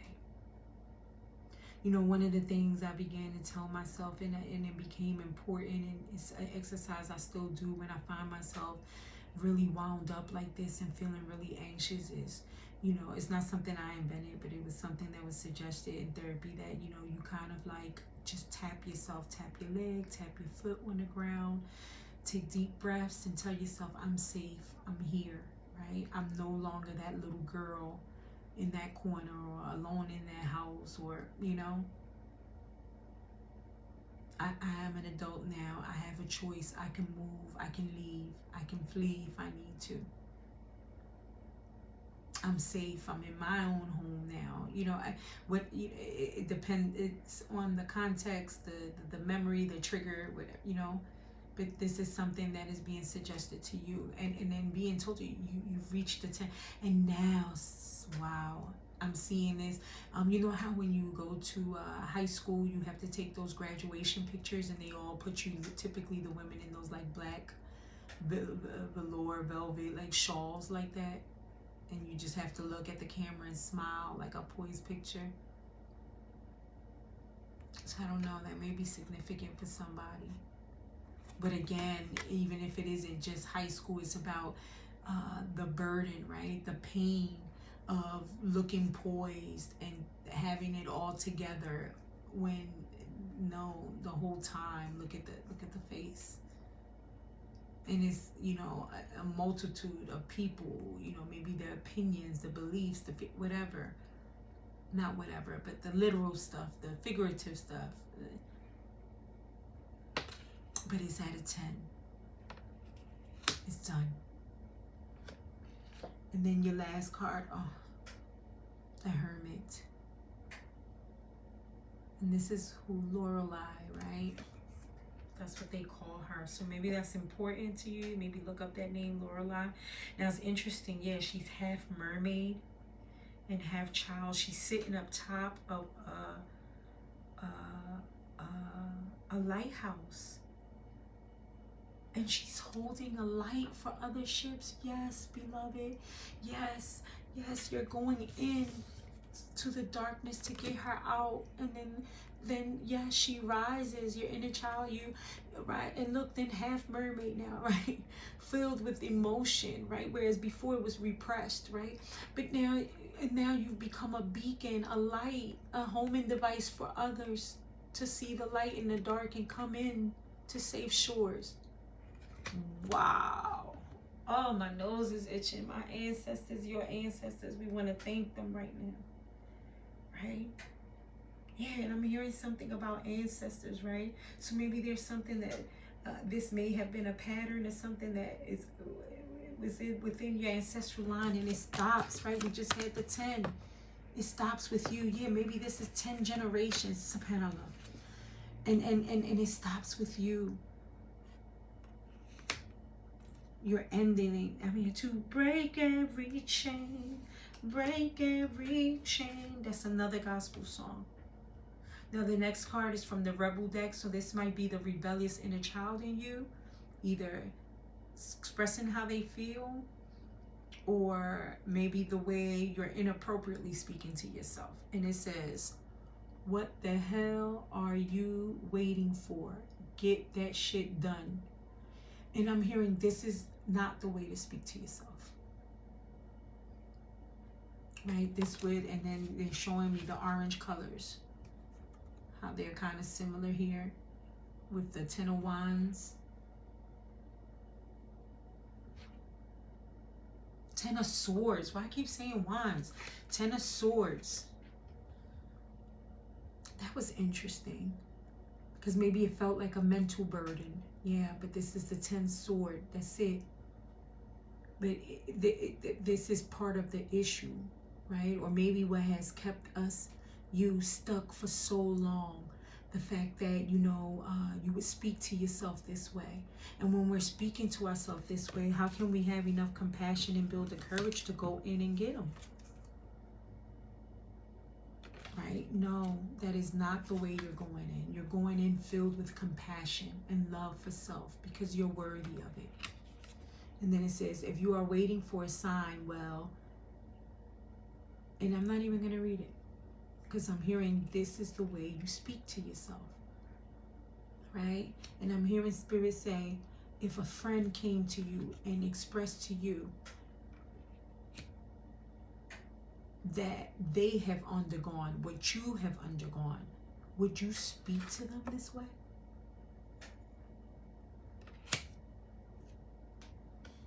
So no, do not do that to yourself, beloved. I want this card up top showing. Then I pulled a card to see what goddess wanted to step in and assist you at this time that maybe you can work with. And sorry about that. Wow, Queen Nefertiti. Alchemy, yeah, she's here to help you alchemize this pain, right? To turn this pain into power. Yes, and we're reading directly from the book for the goddess cards. It is the number 38. Maybe the number 38 is significant, but then 8, 9, 10, 11. She's standing between these two towers, a portal. Yes. And look. Look, beloved. You went into the temple in the darkness and you toured that, you brought, look, you shined the light on, shine the light on it, shine the light on it, shine the light. That's a song. Oh my God, I'm doing no beat, Marilyn. Okay. Look. And I don't know, for those of you who believe it. So now I'm hearing the sun god Ra, right? Ra being the father of all, shining light on.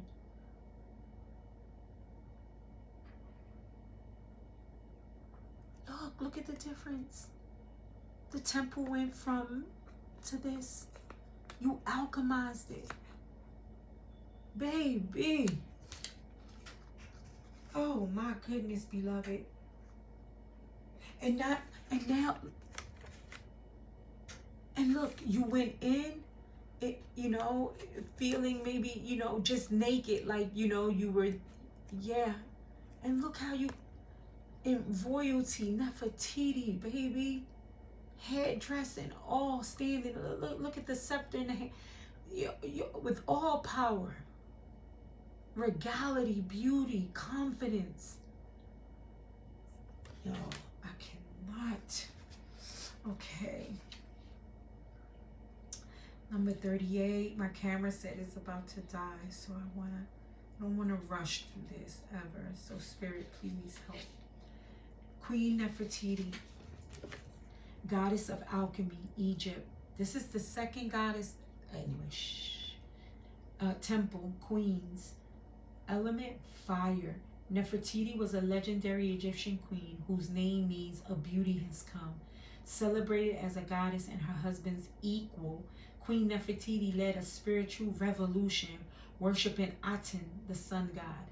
It is time you turn everything that life throws your way into gold. You are on the path to fulfilling your purpose. Yes, remember we told about a ministry. You're an alchemist, beloved. You have the power to bend universal energy. Dare to transmute lead into gold by shifting from fear to love. Everything you desire exists in some form of loving energy. Match this frequency. See it in your mind's eye first. Imagine it. I am loved fully. What does it look like, taste like, and smell like to be loved unconditionally? I am happy and healthy. See it. I am money magnet. What does it feel like? Yeah, it's something very important about that, right? Maybe for the next 30 days, envision those things. Ask yourself those questions. And when you ask them, say, what does it feel like? What does it taste like? Yes. And then your goddess declaration, everything I touch turns to gold. Who the F is King Midas? What? Me, right? You're Queen Nefertiti. Well, that's the goddess that's assisting you at this time. That is the attributes you are embodying. She is saying you're more than ready. Then I pulled a music oracle from the musical oracle deck. And you got Bob Marley. One love, one love. Let's get together and feel alright. He says, a small axe can fell the tallest tree. The fruits of Babylon are rotten to the core. Now that's a play on religion. Everything that is holy is amongst us here on earth. Again, yes. Isn't that flipping religion on his head? Yeah, and he was a Rastafarian, a weed smoking Rastafarian at that. Not that I'm encouraging anything, you know, to each his own. You have your own autonomy and free will. But more, you know, a lot of quote unquote, you know, religions would say that that isn't a religion. That, you know what I mean? Yeah, there's something about flipping it on his head. You decide, you choose. There's only one love at the end of the day, right? One greater consciousness, one, right? Call it what you want, but it's just one. Interesting. And that everything that is holy is amongst us here on earth, right? Including you, beloved. Stop looking outside of you or above you or whatever for it. Didn't I say that earlier? You are love. You, beloved. You are this beautiful sacred consciousness, worthy of all rights, human dignity, love, and respect. And then to close us out with some daring affirmations, I picked take off the shit colored glasses, right? You're beautiful. Didn't it say that about in the goddess? She said you're beautiful. You know, you no longer have to look at yourself from this distorted lens, right? From this societal, you know, dogmatic, patriarchal, misogynistic, bullshit, you know, a systematic lens that wants you to see things distorted. No. Take them off. Again, turn the lights on. Turn the lights on. It's a song. Shed the light on them. Shed the light on them. It's something. It just keeps, I got it all messed up, the beat, everything. Find your new normal, right? You decide what your new normal is. Not based on a religious tradition or anything. You decide, beloved. This is your life. You know, when you come to the end of it, do you want to regret that you didn't? This is your life. And then the second one is to become more fluid, add wine.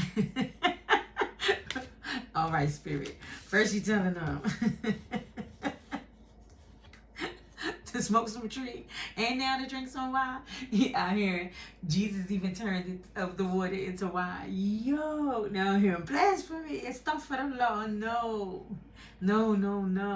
And again, I'm not promoting anything. You know what I'm saying? That's not my job. Again, whose rules, right? What is your norm? Again, you decide. And it says to chill, try an ice cube, right? So see if you don't, you know, believe in drinking or, you know, it's okay. Maybe an ice cool glass of iced tea or lemonade, right? With some ice cubes in it. Oh, that's beautiful, beloved. That is so beautiful. Then I was led to pick out some letters and a rune, as I said, so you can, you know, pause if you need to. But the rune is supposed to answer any question that maybe arose throughout the reading or oh, my throat wants to again. So it's okay. Ask. You have, you know, you're okay. And the rune will reveal it. But the letters, anyway, these initials may mean something. Is L for love, C for cool, chill, right? Chill. And D, you're divine, right? I don't know. But LCD, and what it actually had me do was I looked up what the LCD, you know, it's in that it has to do with the televisions and the computer screens, and it was talking about the crystals that give the light, not the light, the colors and stuff, you know, that shine through the projection. But it says something very interesting. It said, but it is not the one responsible for the light. There's the backdrop is what does that. And again, it's taking me back now to this. This darkness is the backdrop that allows for then this light to then be seen. And now the last movie I'm going to refer to, I just was reminded of, is Orion, Orion, and the Dark. It's a kid's movie. It's a child movie, and it talks about this little boy that was. It's beautiful. They say no spoiler alerts. Watch Orion in the Dark. Okay? And now if you're ready for your question, the answer is, this is your room. Oh God, my nails. Don't pay attention to none of that. And I'm going to read that out of the Room Symbols book that comes with it. And that room says... give me 1 second, beloved. I want to make sure I find the correct one. Shed your light on it. Turn the light on. I don't know. Yeah, then turn on the lights, baby. Turn the light on it. Shed the light on it. It just keeps repeating in my head. I can't get it out of my head. Why can't I find that room? Looking correctly. In my throat wants to lock up. That's interesting. The devil is a liar. Ahwaz L-U tree, which means strength. Let me hold it up for you. Strength, reliability, dependability, trustworthiness, right? Your inner strength. You can rely on yourself. You can depend on yourself. You're trustworthy, beloved. Enlightenment, endurance, defense, protection, the driving force to acquire, providing motivation and a sense of purpose, indicates that you have set your sights on a reasonable target and can achieve your goals. An honest man who can be relied upon. Yeah, stop playing. Like, yo, you can rely upon you, right? Not these fidgety knights in shining armor. Listen, I've been studying the fairy tales, particularly the ones like Sleeping Beauty and all that. And yeah, that's some gruesome-ish. But that's another video for another conversation at another time. But that's it, beloved. That is it. That has been your reading for pile number 2. And wow, yours was like very long. If you made it to the end, hey, bless you. I'm so glad. I hope this was helpful. You found it helpful. Again, beloved, I'm gonna softly suggest that you boldly be you on purpose. You are sacred consciousness. We need you. This world needs you, right? There's no one else in this world like you. And have a beautiful one on purpose, beloved. Until next time. Ashe, amen, and amen. What up, familia? It's your favorite Puerto Rican Brooklyn Philly, and this is pile number 3, right? If you chose pile number 3, you would have selected the singer-song artist Sade, right? The band Sade. And the song that I heard for the singer-song artist Sade, they say, hold on. I'll do the bibliomancy first. So for each pile, I offered bibliomancy from the Book of Shadow Work. And yeah, without further ado, they're saying cleansing. So if you have on headphones, be mindful. Thank you, Spirit. And without further ado, here we go.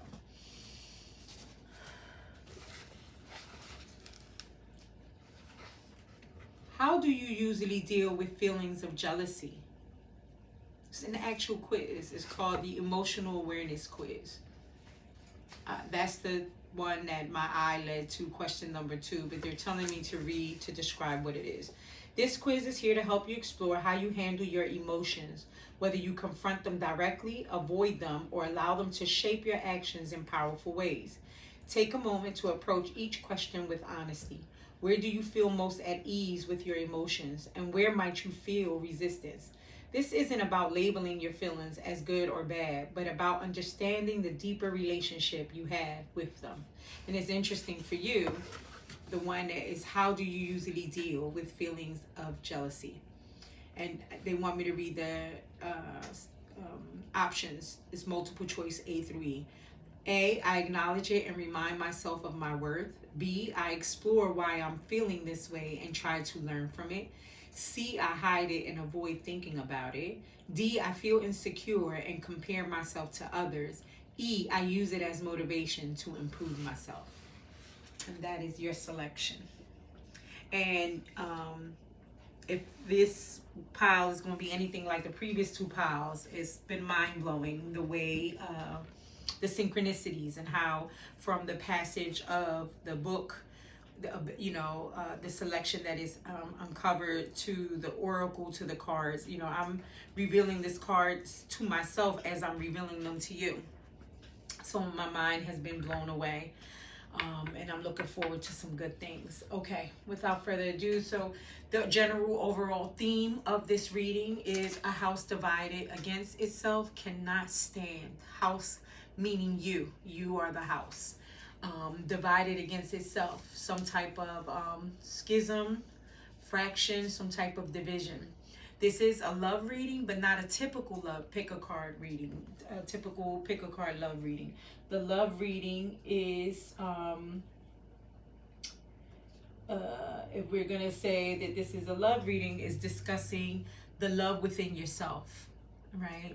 We're addressing the masculine and feminine within you, your yin, your yang, your shadow and your light, right? And the song that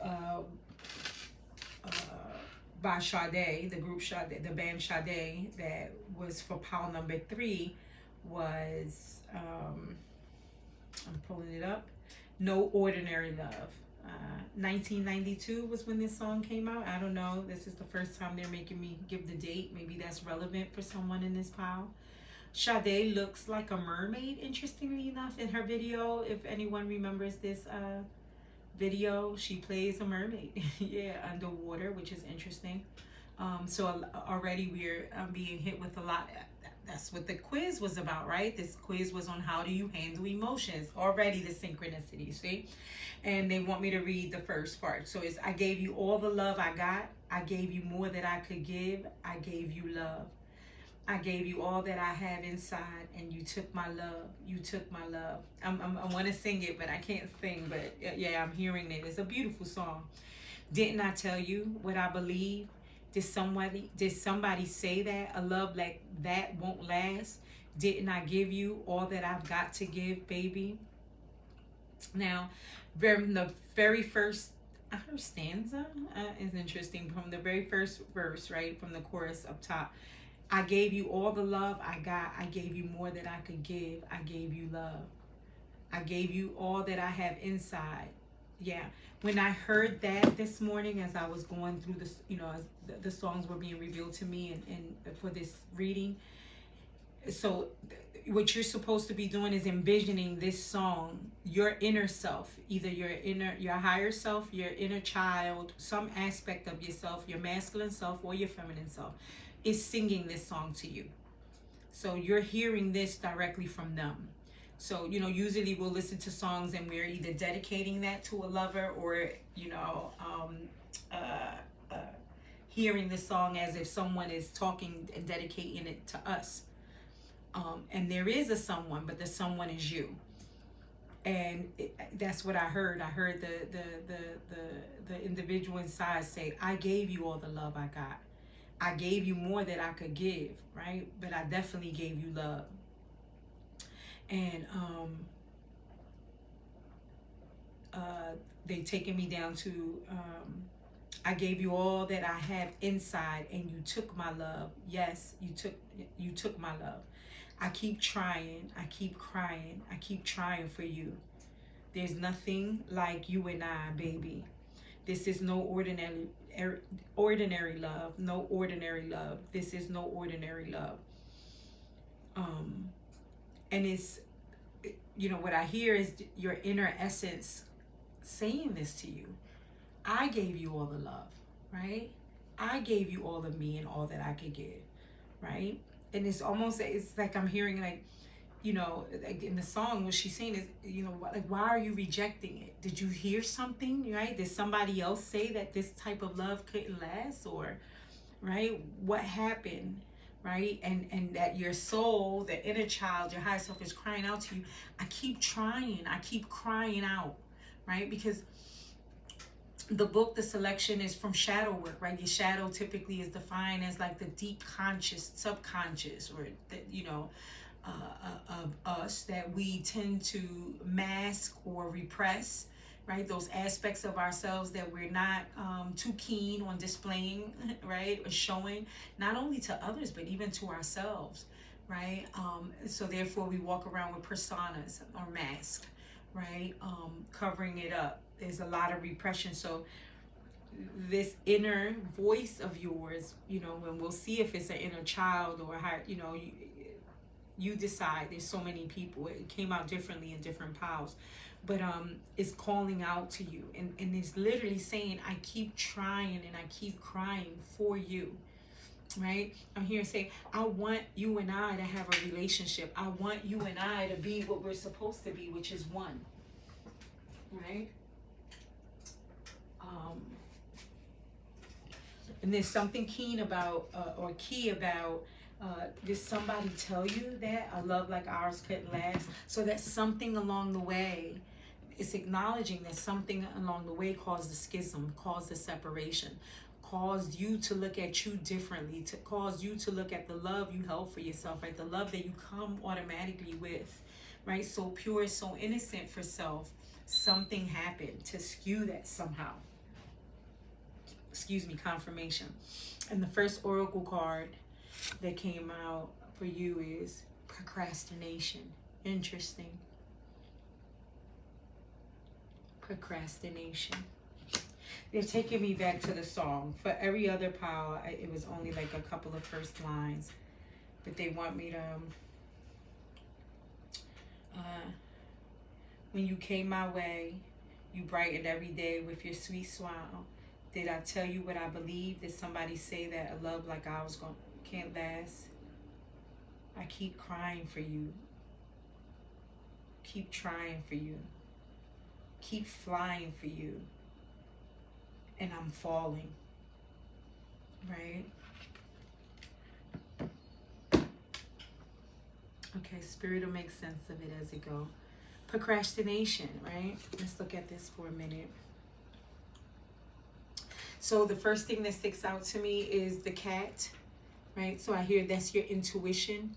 Again, in the background, always knowing, right? And for some reason, maybe you looking at the shadow aspects of yourself or listening to this inner voice, you procrastinate on it, you prolong it. And again, it's not to beat you up. It's not to, play blame game or anything. This is not the purpose of this reading. The purpose of this reading is for your innermost parts of you to speak to you and for you to listen to it, right? And it's saying it, I'm hearing, I understand why you would want to procrastinate and not, I wanted to say confront, but even that seems too strong of a word. Shed light on it, right? I mean, she is in this dark room. You have the moon, right? So there's not a lot of clarity, a lot of confusion. But look, you're willing. Yeah, you're here, right? You're listening to this message. So that in and of itself shows that you're willing, right? Now I'm seeing the picture of the hermit, right? Where he has the little lamp in front of him and he can only see but so far, right? Just as what is in front of them, right? And then the number 8 is significant, right? That's a powerful number, right?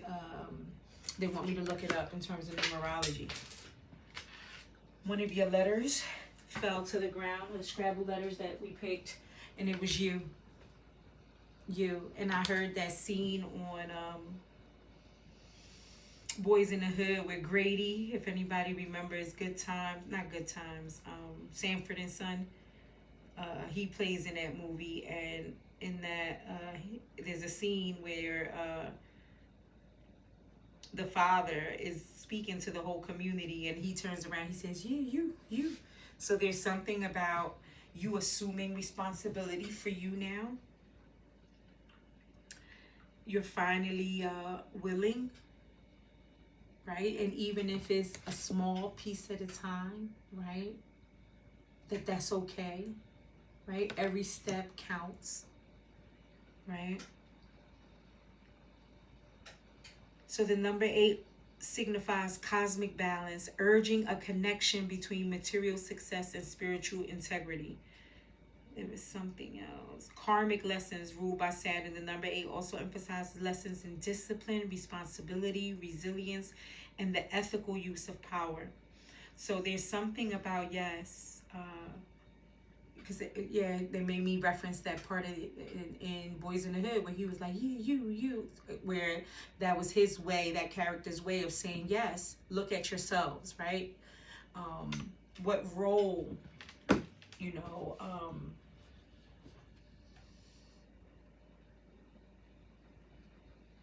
you played in whatever is going to come out, right? And again, they're asking me to make sure that I make it clear, this is not about placing blame. This is about accountability and responsibility so that we can heal, so that we can grow, right? That your innermost parts of you are asking you, they said it to you through the song, this, our love is not ordinary. Hence why I keep crying and I keep trying for you, right? I haven't given up on us. And then, yeah, here goes that little light, the spark. Man, I just heard this little light of mine. I'm gonna let it shine. Let it shine, let it shine, let it shine. Interesting. The love card that came out, shock. Sudden change. Shocking news, surprise and epiphany, transformation. So maybe something occurred that assisted you, I'm hearing, come to the realization. Yeah, I'm hearing that you needed to, I'm hearing that you finally got a glimpse or saw, right, the pattern. There may be a specific pattern or cycle that you found yourself in, that you found that has been repetitive. And as a result, it made you say, well, I'm the common denominator here, right? Because a lot of the times, and it's very human, again, because of survival and a lot of coping mechanisms, it's easier to see what others do to us or how our behavior could be in our minds, well, the systems are like this and this is like, right? Where everything is happening to us because of everything outside of us. And it's a hard pill to swallow when we have to also admit that in addition to maybe those things, we are also a part of that cycle, right? And then in what ways are we contributing to that? I'm hearing destructive pattern, destructive cycle that basically always leaves your system in shock, right? So now I'm hearing, yes, a shocked nervous system. Right? And then once again, because you feel the shock, right?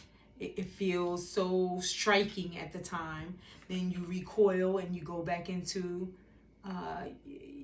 this hermit mode, and you procrastinate again. So something about the hermit mode or the procrastinate, now instead of it being, because typically we hear about being in a hermit mode, it's supposed to be a transformative time, right? A time of self-reflection, and this is a good thing. But just like anything as human beings, right? I'm hearing escapism, right? A lot of the times we want to be, or we withdraw, and I hear recoil, and isolate ourselves from society. Um, and I'm hearing some social anxiety, and even begin to feel the social anxiety. And I'm hearing to mention the pandemic really solidified, exacerbated this tendency, this coping mechanism in a lot of us, that it became comfortable and safe to stay isolated. You know, I'm reminded of someone who said, I have to take certain people in doses, right? And I get that to a certain extent, right? And that's a very, um, I want to say astute thing, right? To recognize, you know, there's certain paces or certain people I can only take in doses for whatever reason. But when that becomes the norm, you know, and your extent of social activity is all superficial relationships, then again, what is your role in that, right? Because everybody can't be toxic, or we can, right? But again, if it's always somebody else is the problem, then where does your accountability? And then, you know, I'm hearing, and then we go to the other extreme, right? Well, if I'm the problem, then okay, so then it's me, and then, you know, there needs to be a balance. And this transformation, right, is calling for a balance of not going to the other extreme and saying, well, it's me, I'm the one to blame, I'm nobody now. Wow, that's interesting. That then can plummet you into complete isolation and even depression. Or the other extreme where, no, I'm this social butterfly, but on a superficial level. You know, I know how to speak to the attendant at the gas station, to the Wawa person. When I go to the job, if, you know, I'm working on a job, I know how to interact with the customer, because those environments are safe, right? We can keep it on a superficial level. I don't really have to get too deep with you. I don't have to tell you too much of anything. And we don't have to possibly, you know, see each other every day. And when we do, again, it's very few and far apart and for short times, not enough to truly invest. And again, we tend to mirror, right, whatever our internal world. So it makes all the sense in the world if I procrastinate getting to know the inner parts of me. If the inner parts of me are crying out and saying, I'm trying to get us back to the love that I know we had, you know, trying to figure out what happened between us, then it wouldn't be surprising if we then also have relationships that reflect that. And now I'm looking at that shock, right? And it's lightning, right? Which usually when you see lightning flashes, it usually precipitates that, or it's a forewarning of a storm that is coming. And the sticky that you landed on, that your deck landed on, is storm came to free you. That's Oya. Oya is an Orisha. You can look her up.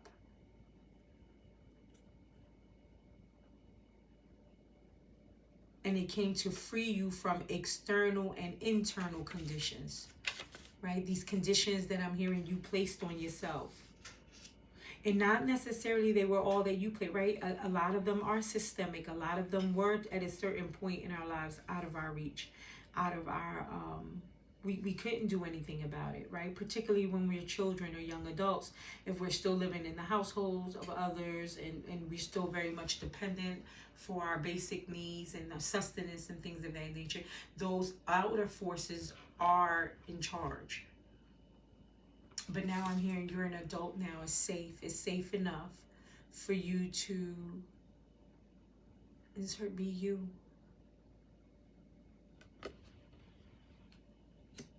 Now her to return to you.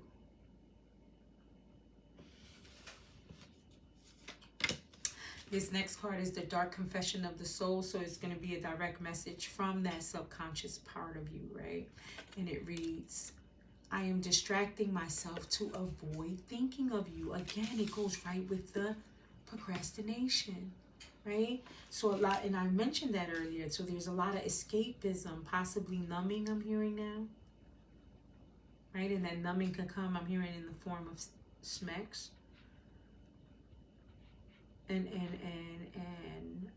mood altering, mind altering chemicals, substances, liquids, you know. And if that's not your story, maybe you're a workaholic, right? But it's some kind of holic, I'm hearing, whether it's alcoholic, workaholic, schmexaholic. Again, there's this avoidance, and it must be to emotions, just emotions in general, because when we opened up the book for you, it went straight to an emotional quiz, right? It wanted to know it wanted you to reflect on how you handle emotions, right? That was very interesting that it would open up to the quiz for you. For others, you know, anyway. And there's several quizzes in here, but it specifically opened up to the, you know, some here are emotional intelligence.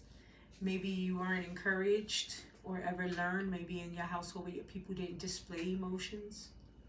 Or maybe there was a real display of emotions by you, and you were shunned, ostracized, bullied, even laughed at because of it. Although this figure came out as a feminine, you know, we're not reading genders here.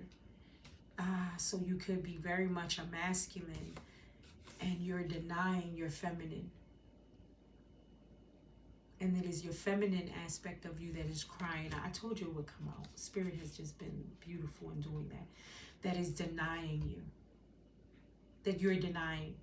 And she says, I keep trying, I keep crying, right? Yeah, the crying would be more appropriate, unfortunately, based on our society, for the woman, right? For the feminine. I'm hearing maybe possibly mother wounds. And then, you know, the word narcissistic keeps just thrown around. I mean, that's a real diagnosis, and it would entail a real psychological test so I'm not claiming that on anybody, but we all have narcissistic tendencies, I'm going to put it like that. But maybe you were raised in a household with a female authority figure, or just, even if not in your household, around, that withdrew emotion or overpoured emotion. But yet maybe when you as displayed your masculine, or as a masculine, you were not allowed to.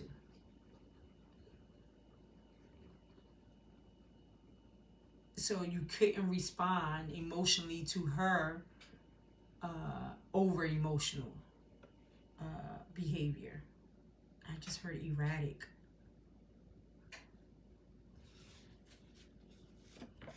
Then I pulled some tarot cards, and this one is the Knight of Wands. So yeah, the Smecks thing keeps coming back up as a form of escapism, right? Knight of Wands, we know him to be, wands can be representative of the phallus. And even though we don't see one here, but this horse going through this hoop, I mean, I don't think I have to paint the picture for you. Very forceful. Very nonchalant too. Doesn't seem to have been taking any precaution. Usually if somebody's going to jump through a ring of fire, they may look a little more concerned. Interesting. It seems to be a feminine side saddling. There's a lot of innuendo in that too. But even the fact, right, that this would go back to like back in the day where women were not allowed to straddle a horse, right? That wasn't ladylike. So a lot of Smecks innuendo. So maybe one of the ways that you found the release of the emotions, because you were unable to release them in other ways, felt not safe to do so, avoided doing so. Maybe it felt literally every time you either came around individuals who were over emotional, according to you, or if you became over emotional, it was a shock to your system, like lightning. You know, I'm feeling like I'm literally, if like somebody just tasered me, right? You would feel the pain. Like it literally feels like a tangible pain, right? Like I'm literally hearing someone say, you know, I can't be around that. I can't handle that over emotion. Hence going back to, I can only take it in doses. I can only take that individual in doses. Hence why superficial relationships, right? Superficial relationships, there's not going to be a lot of emotional context. And if there is, it's usually more of the dopamine high emotions, right? Where we're escaping through that, or like I said, this intense emotion, which is Smecks. Because you got to release. We all have to release. The second tarot card, Three of Wands, right? She's off. She look has the boat in her hand. The boat should be in the water. You know, again, holding it all in. I'm holding it together. Don't she look poised and composed? And she's looking over at the ocean in the water, but she's not. The boat is not in there. And there's something about, now I'm hearing, no matter how much Smecks you have, it still leaves you longing, leave you waiting. And then here you are holding your boat outside the water, but then looking towards the water to see if a boat is coming. Again, we talked about earlier, it was like a mirror portal, right? I didn't say portal, but a mirroring effect, right? You're only going to attract the energy that you put out. So if you only put out superficial sexual interactions, and then you hold back your own emotions, then you're going to receive that. They gave you 4 tarot cards. Look at this, 10 of Cups. When you really want this deep down inside, that's why your inner self, you know, is crying out. I keep trying. I keep crying for you. And there's something about, did somebody say that? I love that. You know, did you believe that? You know, what happened? Who did you believe? You know, it's leading me to think that for you specifically in this pile, there was someone who, I just heard interfered. I don't know. So was it a real big heartbreak? You know, was it, you know, if you are of a more masculine and comfortable more with your masculinity, were there other masculine energies that, you know, I mean, it wouldn't be, you know, the first time we've heard of this, where you're clowned for that. Don't be so not only maybe as a young a person you're hearing, oh, man up, you know what I mean? Don't cry, right? Don't be a, trigger warning, sissy. But then you got around and possibly in school, in high school, and it was the same from the other male counterparts, right? And there's something about, although this sticker came out for the first group, for yours is relevant. There's something about the 90s and the 2000s, and maybe not your 90s and 2000s, because you can be whatever age you are. But there's something about, you know, when I wrote down, sticky down for that, what I was struck with was the language, the way the men were speaking of women, right? So you know, you recall you had Boys to Men with that girl is poison. Never trust a big butt and a smile. That's relevant for this pile. And there was some other very derogative, like, you know, I mean, think about all the songs, right? I'm hearing money, cash, yeah, money, cash, hoes, what, money? Yeah, there was just a very different perspective. And yeah, about women, and not different, right? Because again, this has been happening since the beginning of time. But I heard it was more covert in certain spaces or areas, but it, you know, it was maybe during this time where it just became more free to not just be thought in our heads, but to be said aloud in our mouths. You know, the rise of women being called bitches in songs. I mean, when you look at, if you compare the music from the 70s to the, I mean, it just jumped, skyrocketed. I mean, I'm thinking of Luke. Yeah, face down. Yeah, if you know, you know. But the whole entire time, you really want this Ten of Cups, right? And look how beautiful and balanced this is, right? And now I'm hearing a family, stability, right? And this is a well balanced, right? They're in the water to be enough in touch and in tune with their emotions, but then the head are above, right? And I just say, keeping your head above water, making the way if you can, temporarily. Or so maybe there was something again about the family. Maybe there weren't a lot of resources. Maybe there were some struggles and some hard times that maybe possibly broke up a family.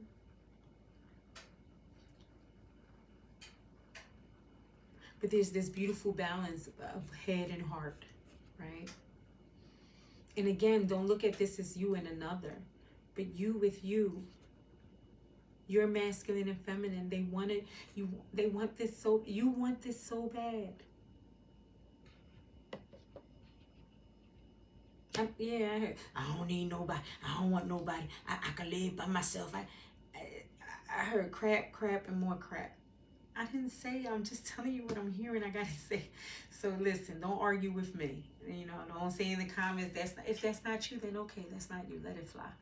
But whoever I'm speaking to now for this pile, yes, you know, you procrastinate by numbing, and you think that this is this way of releasing is the end all be all, and it is not. Right? It leaves you alone and longing, and you can say you want to be alone all you want, but no, you want this. You want this union. You want this stability. You want this security. You want this. And for some of you, it's really like this vision of family and what that means to you. Get the rainbow. Now I'm going to get real cheesy. Somewhere over the rainbow. Yeah. And look, the last contract, judgment.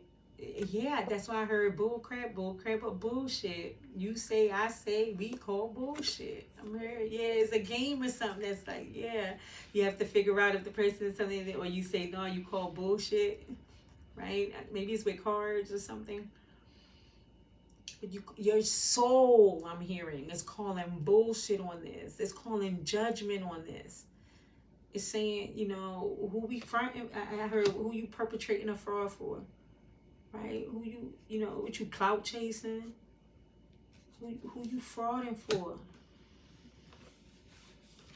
And it's your soul calling you out, not me, not spirit. Like, this is what's so deep about this. It's you calling you out at this time. And again, it's not to beat you up. It's not doing it in a mean or a malicious way, right? Which I get it. It's hard. I'm hearing triggers because you're used to that kind of stuff. Again, if you were saying, if you're getting punched or if you're being told, you know, as a male or female, right? You know, shut up, stop that crying. You know, if you weren't allowed to express, okay, even if it wasn't crying, you know, maybe it was discomfort. Maybe, you know, every time you try to speak up to say how you felt, it was shut down. You was rejected. You was neglected, right? That voice, yeah, look, and this is a trumpet. I'm about to blow it hard, right? Like, yeah, loud for all to hear, right? No more silence.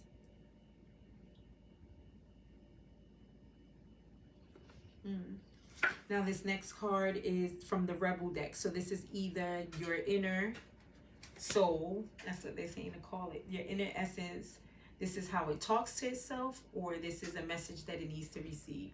And look, it says stop obsessing. Yeah, because you become then obsessive with behavior patterns, right? That's what it was talking about. It's talking about a repetitive behavior pattern. You finally turned on the light Because you said, hold up, the common denominator here is me. So I have no choice now to look at me and look. It's like your intuition said, yeah, we've been new. We've been saying it. Yeah, we've been wanting it.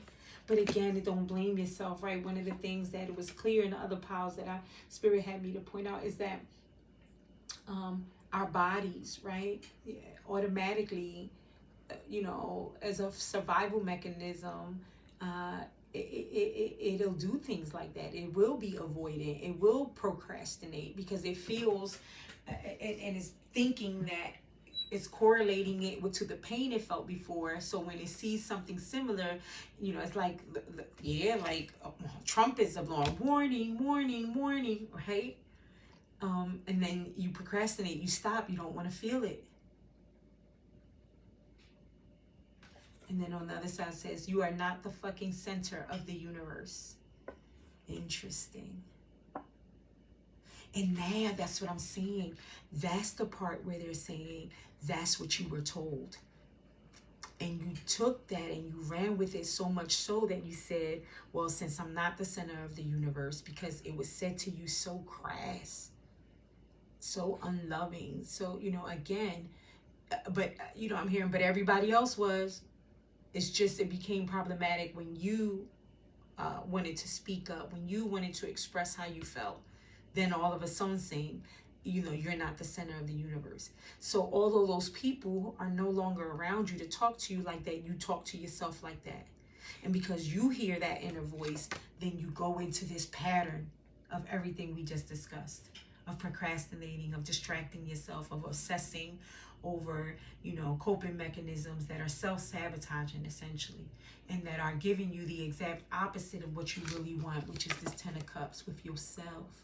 And if you are able to attain that 10 of Cups with yourself, then you are able to then extend it outside of yourself and find this type of love and union that is, just as Sade said, is not ordinary. And these are the little school of fish. I wouldn't be surprised if in this part you do want children. I'm hearing you do believe in this whole family unit and what that family looks like in your mind. Well, according to this, in the deep recesses of your soul. Then we ask, well, what goddess wants to present herself to help you, during this transformational time where you're looking at yourself, and the goddess that comes out for you is Sequoiant. And it's scarcity. That's interesting. And for the goddess cards, I've been reading directly out of the book. I've been not trying to wing it with that, right? I understood and heard that there's the message. It went right to it. So I'll hold it up for you. Shadow of scarcity. Oh my God, talk about shadow work. Yes. Trinidad diaspora. So that's where it's originated. The temple of shadows. The element is air. So maybe we have air signs in this Gemini, Libra, Aquarius. Beauty by day and hag by night. Right? A charmer. Didn't I say perpetrating a fraud? Get the honeys though, right? You can get the Johns all on you, right? You ain't got, by day you clocking them, right? The sequoia is an energy vampire, also known throughout the diaspora as Old Higgy and Boo Hag. Whether energy or blood for vampires, there is never enough to go around. Didn't that, it came out. Obsessed. So what I'm saying is, what Spirit is saying is that if you continue this pattern, it's like vampirism. You'll always find yourself in scarcity. The pattern needs to be broken.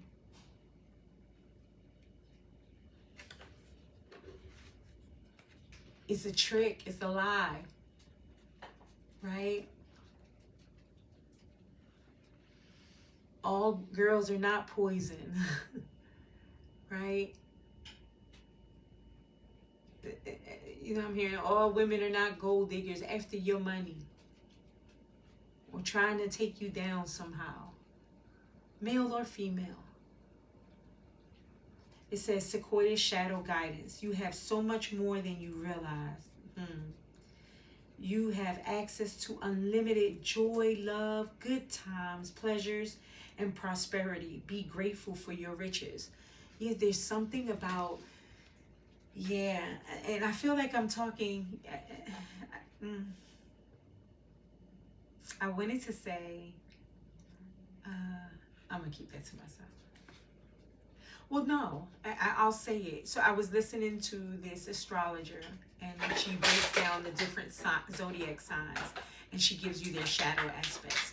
And the one sign that she talked about that is always indecisive and really has a hard time when they're operating out of their shadow side in deciding even on a relationship is Libra. Because the Libra is always thinking, well, if I choose that one person, male or female, right, then I'm then losing out on all the other options. What if there's a better one, right, that I can't get? You know, better as in like finer, you know, I don't know. Again, I'm hearing big butt and a smile, like, but that's the trick. I'm hearing, right, that there's always going to be somebody, right, depending on, and then it was a lot about perpetrating a fraud, clout chasing, right? So someone always in your clique or your crew going to think, oh, that's the baddest joint or whatever. You know, but what do you want? What do you, you know, it needs to be something you, and then I wanted to say settle on, and said, don't you use that word. I did already. Oh my God. Because that's how you feel. You feel like you're settling somehow. But it's not that you're settling, it's that because you don't have that connection with yourself.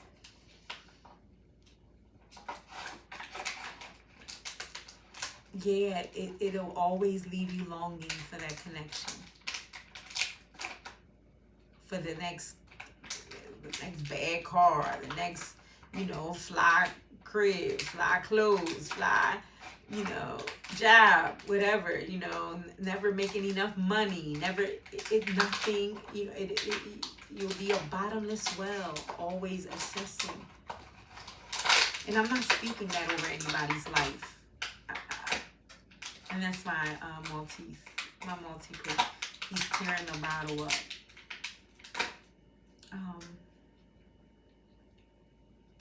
Again, this reading is so that you can know what your inner self is telling you, right? So again, but to help you, right? And obviously you're ready, right? You turned on the light. It says, stop going to the ocean and asking for a thimble full of water. It doesn't feel like it when you're desperate, but scarcity and lack are an illusion. Prosperity is believing that there is an overflow, more than enough love, happiness, and being, and money to go around.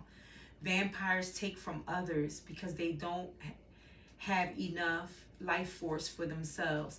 That is scarcity consciousness. Wow. When you embody lack, you are always hungry, tired, and jealous. Didn't it come out? That was the question on the quiz, right? How do you handle jealousy? Yo, I can't make this up. You want to screenshot this? Yeah. Yeah, and that's something about, yeah, another aspect of the Libra that she was saying is that, you know, you get the baddest joint on your arm and everybody say, yeah, man, you got the baddest joint, and then the next brother walked in with another sister and, you know, in your mind, you're like, well, is that the bad? You know, it's always, yeah. Interesting. The suggestion here is make a gratitude list. What are you grateful for right now? Right? I'm hearing breath. Right? If you're able, a body walking individual, that you're able to walk. If you're employed, that you are employed. If you're in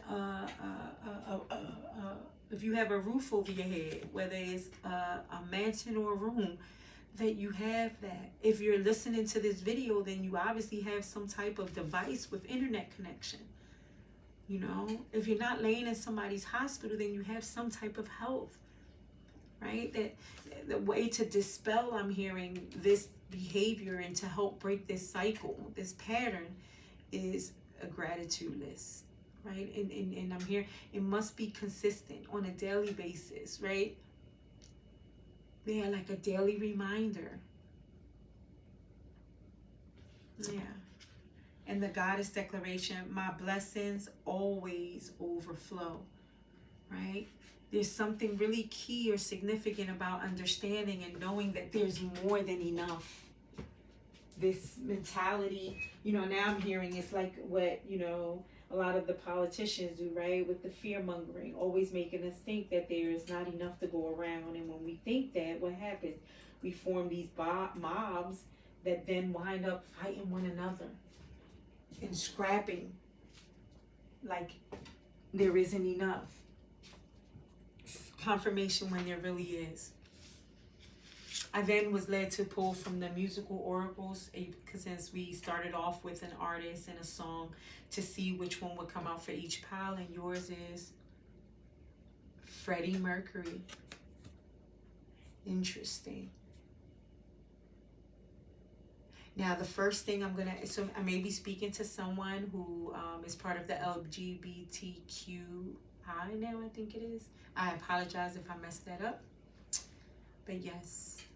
Or, since Mex was such a big aspect of this reading, maybe you struggle with that. Maybe you're bi and are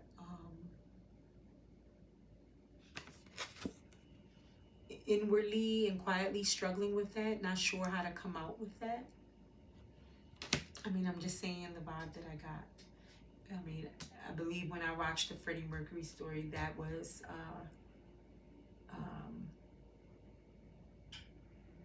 yeah, and you see the Q for Queen. Yeah. Proudly, baby. Yes. Right? And yeah, his family, right? He was trying to protect his family, or there was something with his family maybe not being accepting of him at first. But didn't they at the end, and they loved him, showed him that they loved him?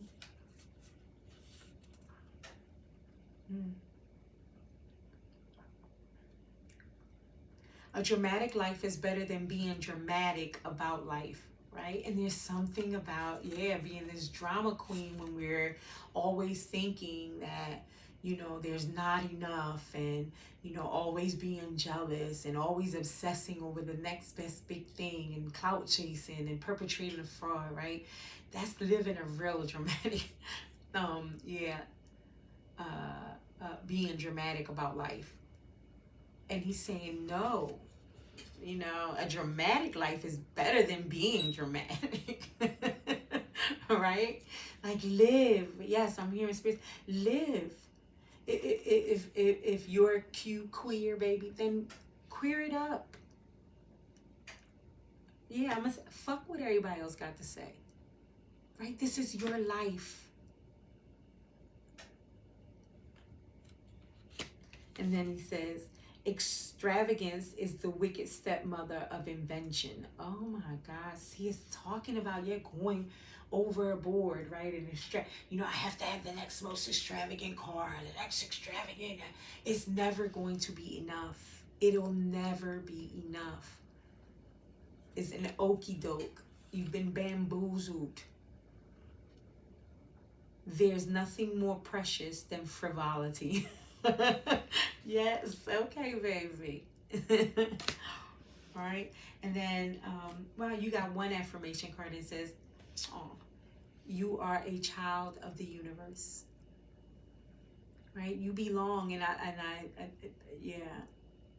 and on the back, no less than fucking stars. But unless you see yourself that way, you're gonna continue to chase everything outside of you.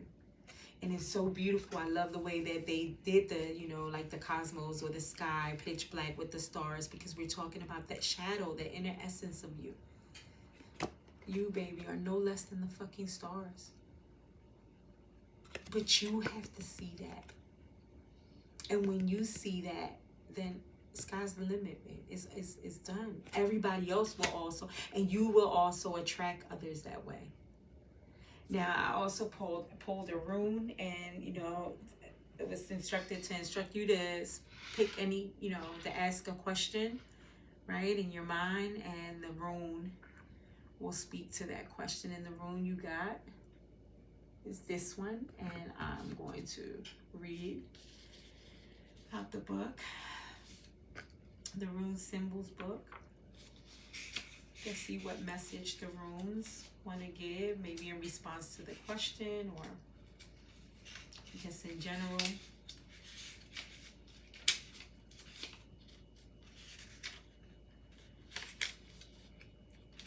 I'm looking, I found it. So I'll hold it up while I read it. And it reads, Lagos, water or a leak. Again, more water, more emotion. If this is not telling you, baby. Flow, water, seed, and fertility source. The healing power of renewal, life, energy, and organic growth. Organic growth, right? Not, chased after, obsessed, extravagant, right? Okay, anyway. Where was I? Okay. Imagination and psychic matters. Dreams, fantasies, mysteries, the unknown, the hidden, the deep. The underworld, yes. Back to the depths of the soul, yes. Success in travel or acquisition, but with the possibility of loss.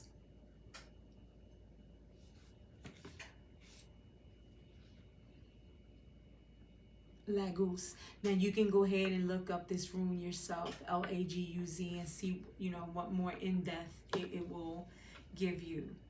And then I'm, it hurt me a little bit, like it stung. I'm like, oh, wait, the possibility of loss. There's something about that maybe that's the fear, right? That's what keeps you, right, in this procrastination stage, because you fear the shock, the pain of, well, if I do invest in that person or in that situation and give it all my all, then all I'm going to wind up is shocked and hurt. And loss is a part of life. It just is. It's inevitable. You lose that car, then you get another one. That relationship, whether it was friend, family, or foe, it doesn't work. Okay, then that means, that person isn't evil. You're not evil. It just didn't work out.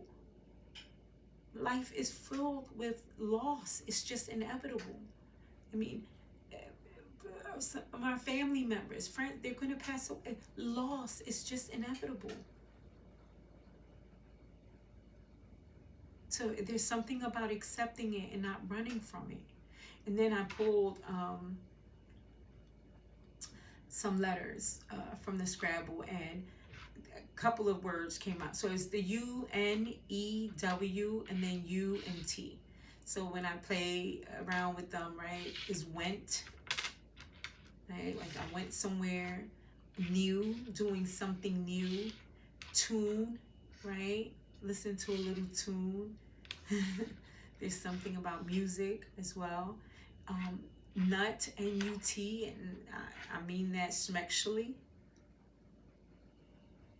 And then there was something about you knew, right? So maybe like the cat in the background, like you've always known, right? Was this really a shock? Right? Again, if you're now seeing that it has become a repetitive cycle, relationship after relationship, they end up very similarly, meaning you end up very similarly, but they just different players. It's within. It has to do with within. This pile came out very differently from the other ones, but nevertheless, yeah, this was the message. And again, it's telling me to remind you that the storm came to free you from external and internal conditions. Again, if you're interested, the goddess or Orisha, depending on who you listen to, Oya, right? She talks about a transformative rage. I'm hearing you have this rage inside of you, and it comes out in very inappropriate ways because You have yet to love it, handle it appropriate, allow it to release appropriate. If the only way you release it is sexually, then when it does encounter tough situations, it will just come out in like bombs of fire, right? Or you know, what would be considered toxic and damaging and self-sabotaging, not just to yourself, but to the relationships that you're in, whether it's family or foe, I'm hearing. But, you know, there is, rage can be very liberating, right? And there's something in that for you to look up rage as liberation, you know? Study that, look that up, see what unfolds for you, you know?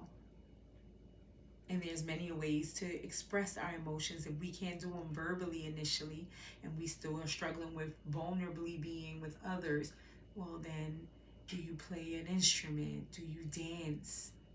Right? Do you paint? Do you draw? Do you journal? Right? The point is, you know, I'm a little teapot.